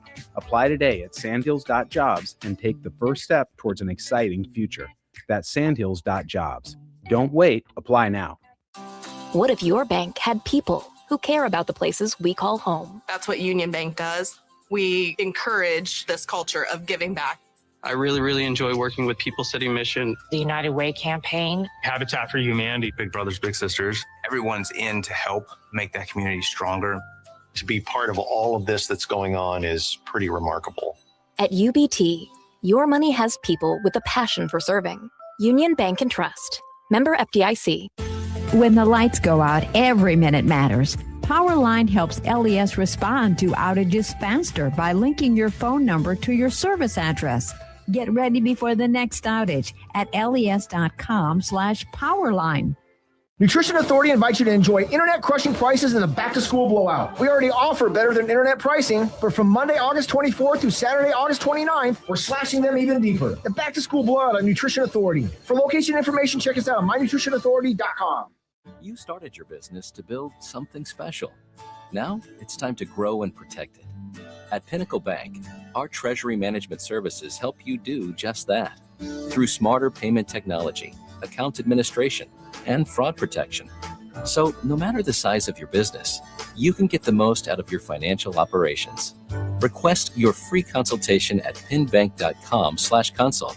Pinnacle Bank, the way banking should be. Member FDIC. Meet your new obsession, the Amigos Crunchadilla. Not a burrito, not a quesadilla. The Crunchadilla is a salsa tortilla filled with a unique blend of quesadilla flavors, then crisped to perfection for a crunch you'll crave. Loaded with melty cheese, crispy tortilla strips, and of course, Amigos' famous ranch. Get your choice of 4 boldly flavored meats, like Southwest chicken or chorizo, all topped with bacon. Crispy, craveable, and made to crush your hunger. The Crunchadilla, only at Amigos.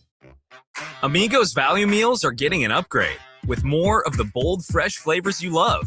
Now we have 9 options for only $5, $6, or $7. With fries and a small drink, these are full meals for a small price. There's something for everyone with the new Chicken Ranchero Burrito or Quesadilla Snackers. Even Amigos favorites like the soft meat burrito or crisp pinto are now in value meals. With a deal this good, we'll be seeing you all the time at Amigos.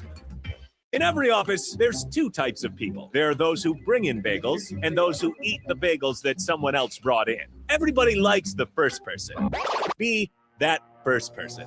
Weekday mornings at 7:30, you have a chance to win a business box of bagels from Bagels & Joe. All you have to do is shut up, Sipple. 2 questions for you, 2 for Sip. Win, and the bagels are yours. Lose, well, you don't want to lose. You lost Monday, you lost Wednesday, you're a loser. Shut up, Sipple. Weekday mornings at 7:30, brought to you by Bagels & Joe. If you like freedom and you like floors, ditch the box stores and shop Freedom Floor and find the best luxury vinyl, tile, hardwood, laminate, carpet, and experts at Freedom Flooring. Visit our showroom at 4815 South 14th Street in Lincoln. If you like freedom and you like floors, ditch the box stores and shop Freedom Flooring, a Shaw Floors dealer. Are you looking for an exciting new way to put your skills to work? Explore new career options in the fintech industry at Currency, a Sandhills Global company.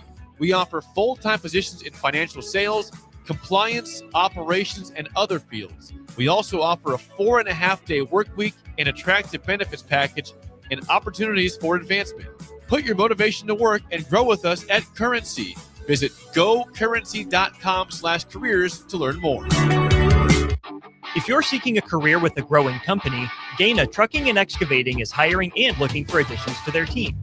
Gaina Trucking has a strong team culture, competitive pay, 401ks, and benefits like health, dental, and vision.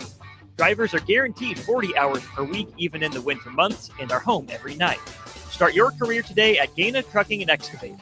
Apply today at GainaTrucking.com.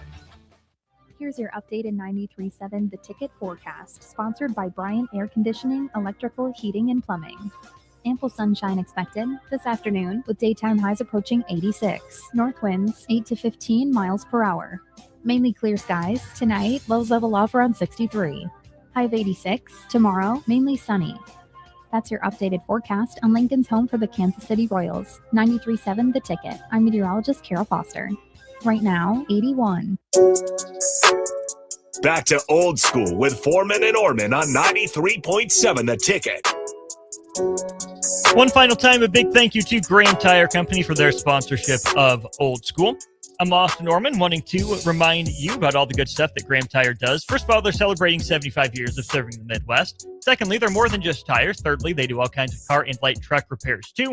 From brakes to oil changes, trust Graham Tire for service you can count on. It's Graham Tire, getting you to the places that matter most. Really appreciate them and their partnership with us here at The Ticket, and specifically for being the title sponsor of Old School, now at 9 to noon on The Ticket. All right, Starter Heyman Jewelers text line. Ooh. You guys got a lot. Cubsker and 2312. Appreciate you guys chiming in and agreeing. 0595, on and on and on it goes. Yes, absolutely. Denny says, we don't need an hour monologue. Move on. Well, it's the issue of the day, Denny. So we spent a good hour and change talking Nebraska football. So there is that. 0778 says, sure would be great if they would fall back on the degree that they earned from their university, being a student athlete. How's that for a concept? How about that?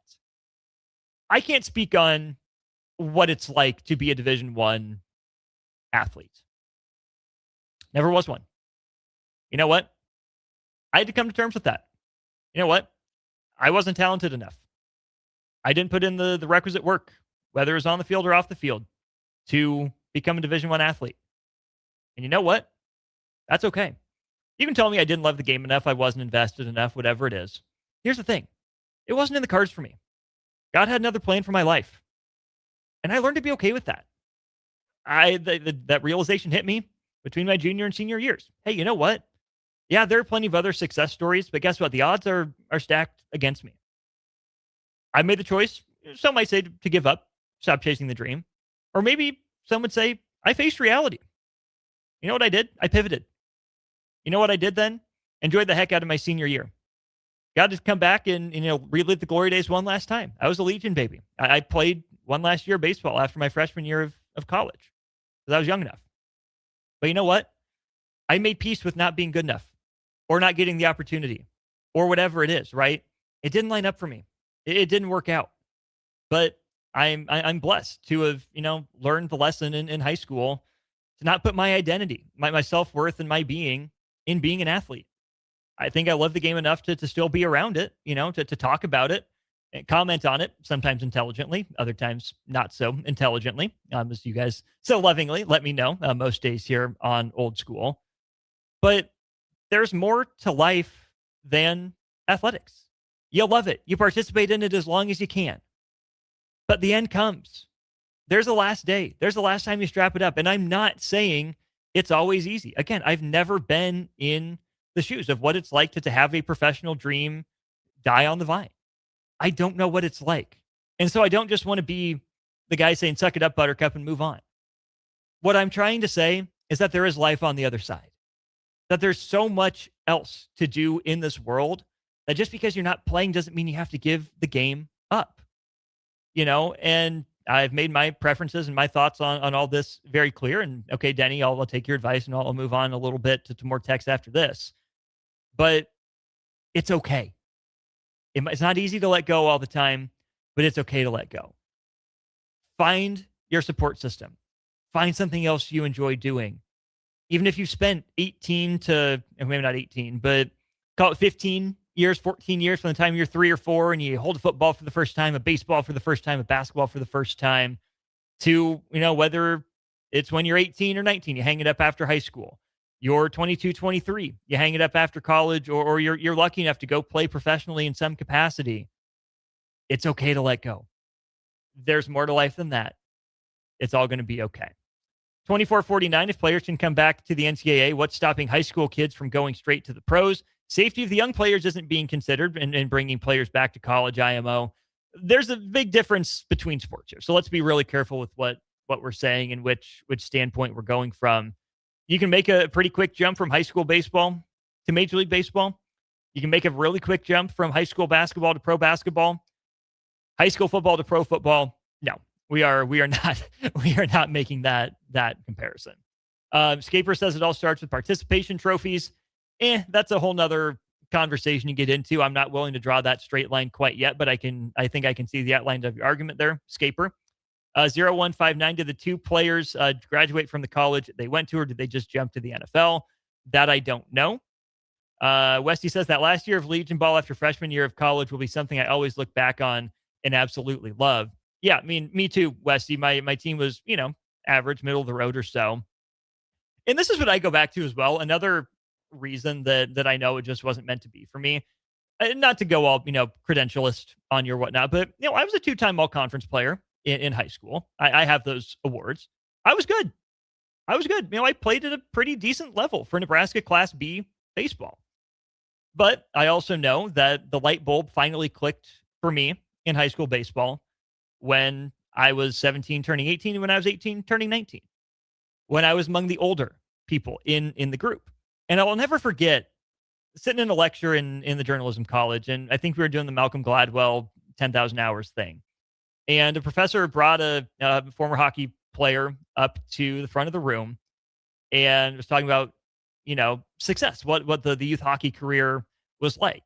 And the kid went on and on about how, it seemed like it was an every other year thing for us. And, I thought I was playing the same level and putting in the same amount of time, but the years we were the youngest kids in the division, we weren't very good.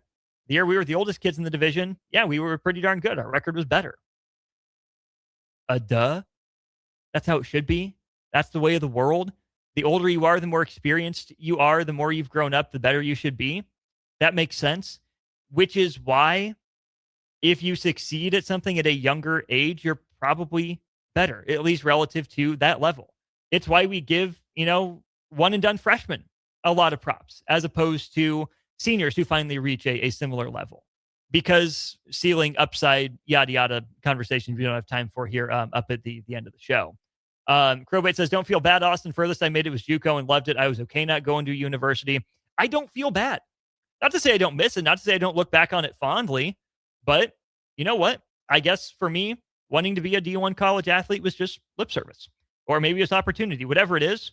I have no regrets. I have no qualms about the way that my life has worked out. And I hope and pray that for all these athletes that are running into that issue at the end of a career or at a crossroads, that they find something they enjoy doing as much as I enjoy being able to talk to you Yahoos every day. I pray that you find a support system like I have. I'm incredibly blessed, from mom and dad raising me to my wife and kids at home, and everyone else that, coaches, other parents, family, friends of mine. I mean, the list of people is too long to name. I could go on forever. I'm incredibly blessed, and I absolutely understand that. Big Bang Hank, to quote Major League, just looking for one more summer in the sun. Bill and Bennett, I have not tuned into as much of the Little League World Series as I would like to have. There's some good baseball being played, though. Certainly see all the clips making the rounds. I will feel bad, though, for I think that Delaware team. They got completely hosed for that no-hitter. Bases loaded in a 1-0 ball game. Kid gets rung up on a pitch that was in the left-handed batter's box. That was not good. That's really going to stick with me from this World Series. Yes, Eric, no regrets. Correct. I love the reference. Drumstick. Appreciate you chiming in, listening all show long. We'll be back. Do it all again tomorrow at 9. This is Old School. Talk to you then. Looking for something different for lunch or dinner in Lincoln? Big 8 is now open at 1226 P Street, serving seafood boils and Asian cuisine. Get your hands messy with fresh, flavorful seafood boils. Hot, bold, and made to share. Or enjoy classic Chinese and Asian dishes, perfect for lunch, dinner, or a night out with friends and family. Big flavors, generous portions, a brand new dining experience. Big 8, now open in Lincoln. Husker fans know a strong game plan makes all the difference, no matter where they cheer from. The dedication fans bring every season is the same dedication that builds long-term financial success. That's why Emeritus connects fans across the country with financial professionals who can help them plan, prepare, and move toward their goals. As a proud partner of Husker Athletics, Emeritus supports fans in every corner of the country because great fans deserve a great future. Emeritus, fulfilling life, fueled by Husker pride. Go to emeritus.com/Husker Wealth for more information. Wally's Used Cars in Lincoln, Weird Country, reminds us this September is the 25th anniversary of 9/11. It's also a time to remember our career and volunteer first responders. Wally's Used Cars always appreciates you all. Wally's buys vehicles, running or not, and tows away same day at 2323 P Street in Lincoln. They have a diverse selection of pre-owned trucks, cars, and SUVs. Stop on by. Call 402-474-4809. That's 402-474-4809. What if your bank had people who care about the places we call home? That's what Union Bank does. We encourage this culture of giving back.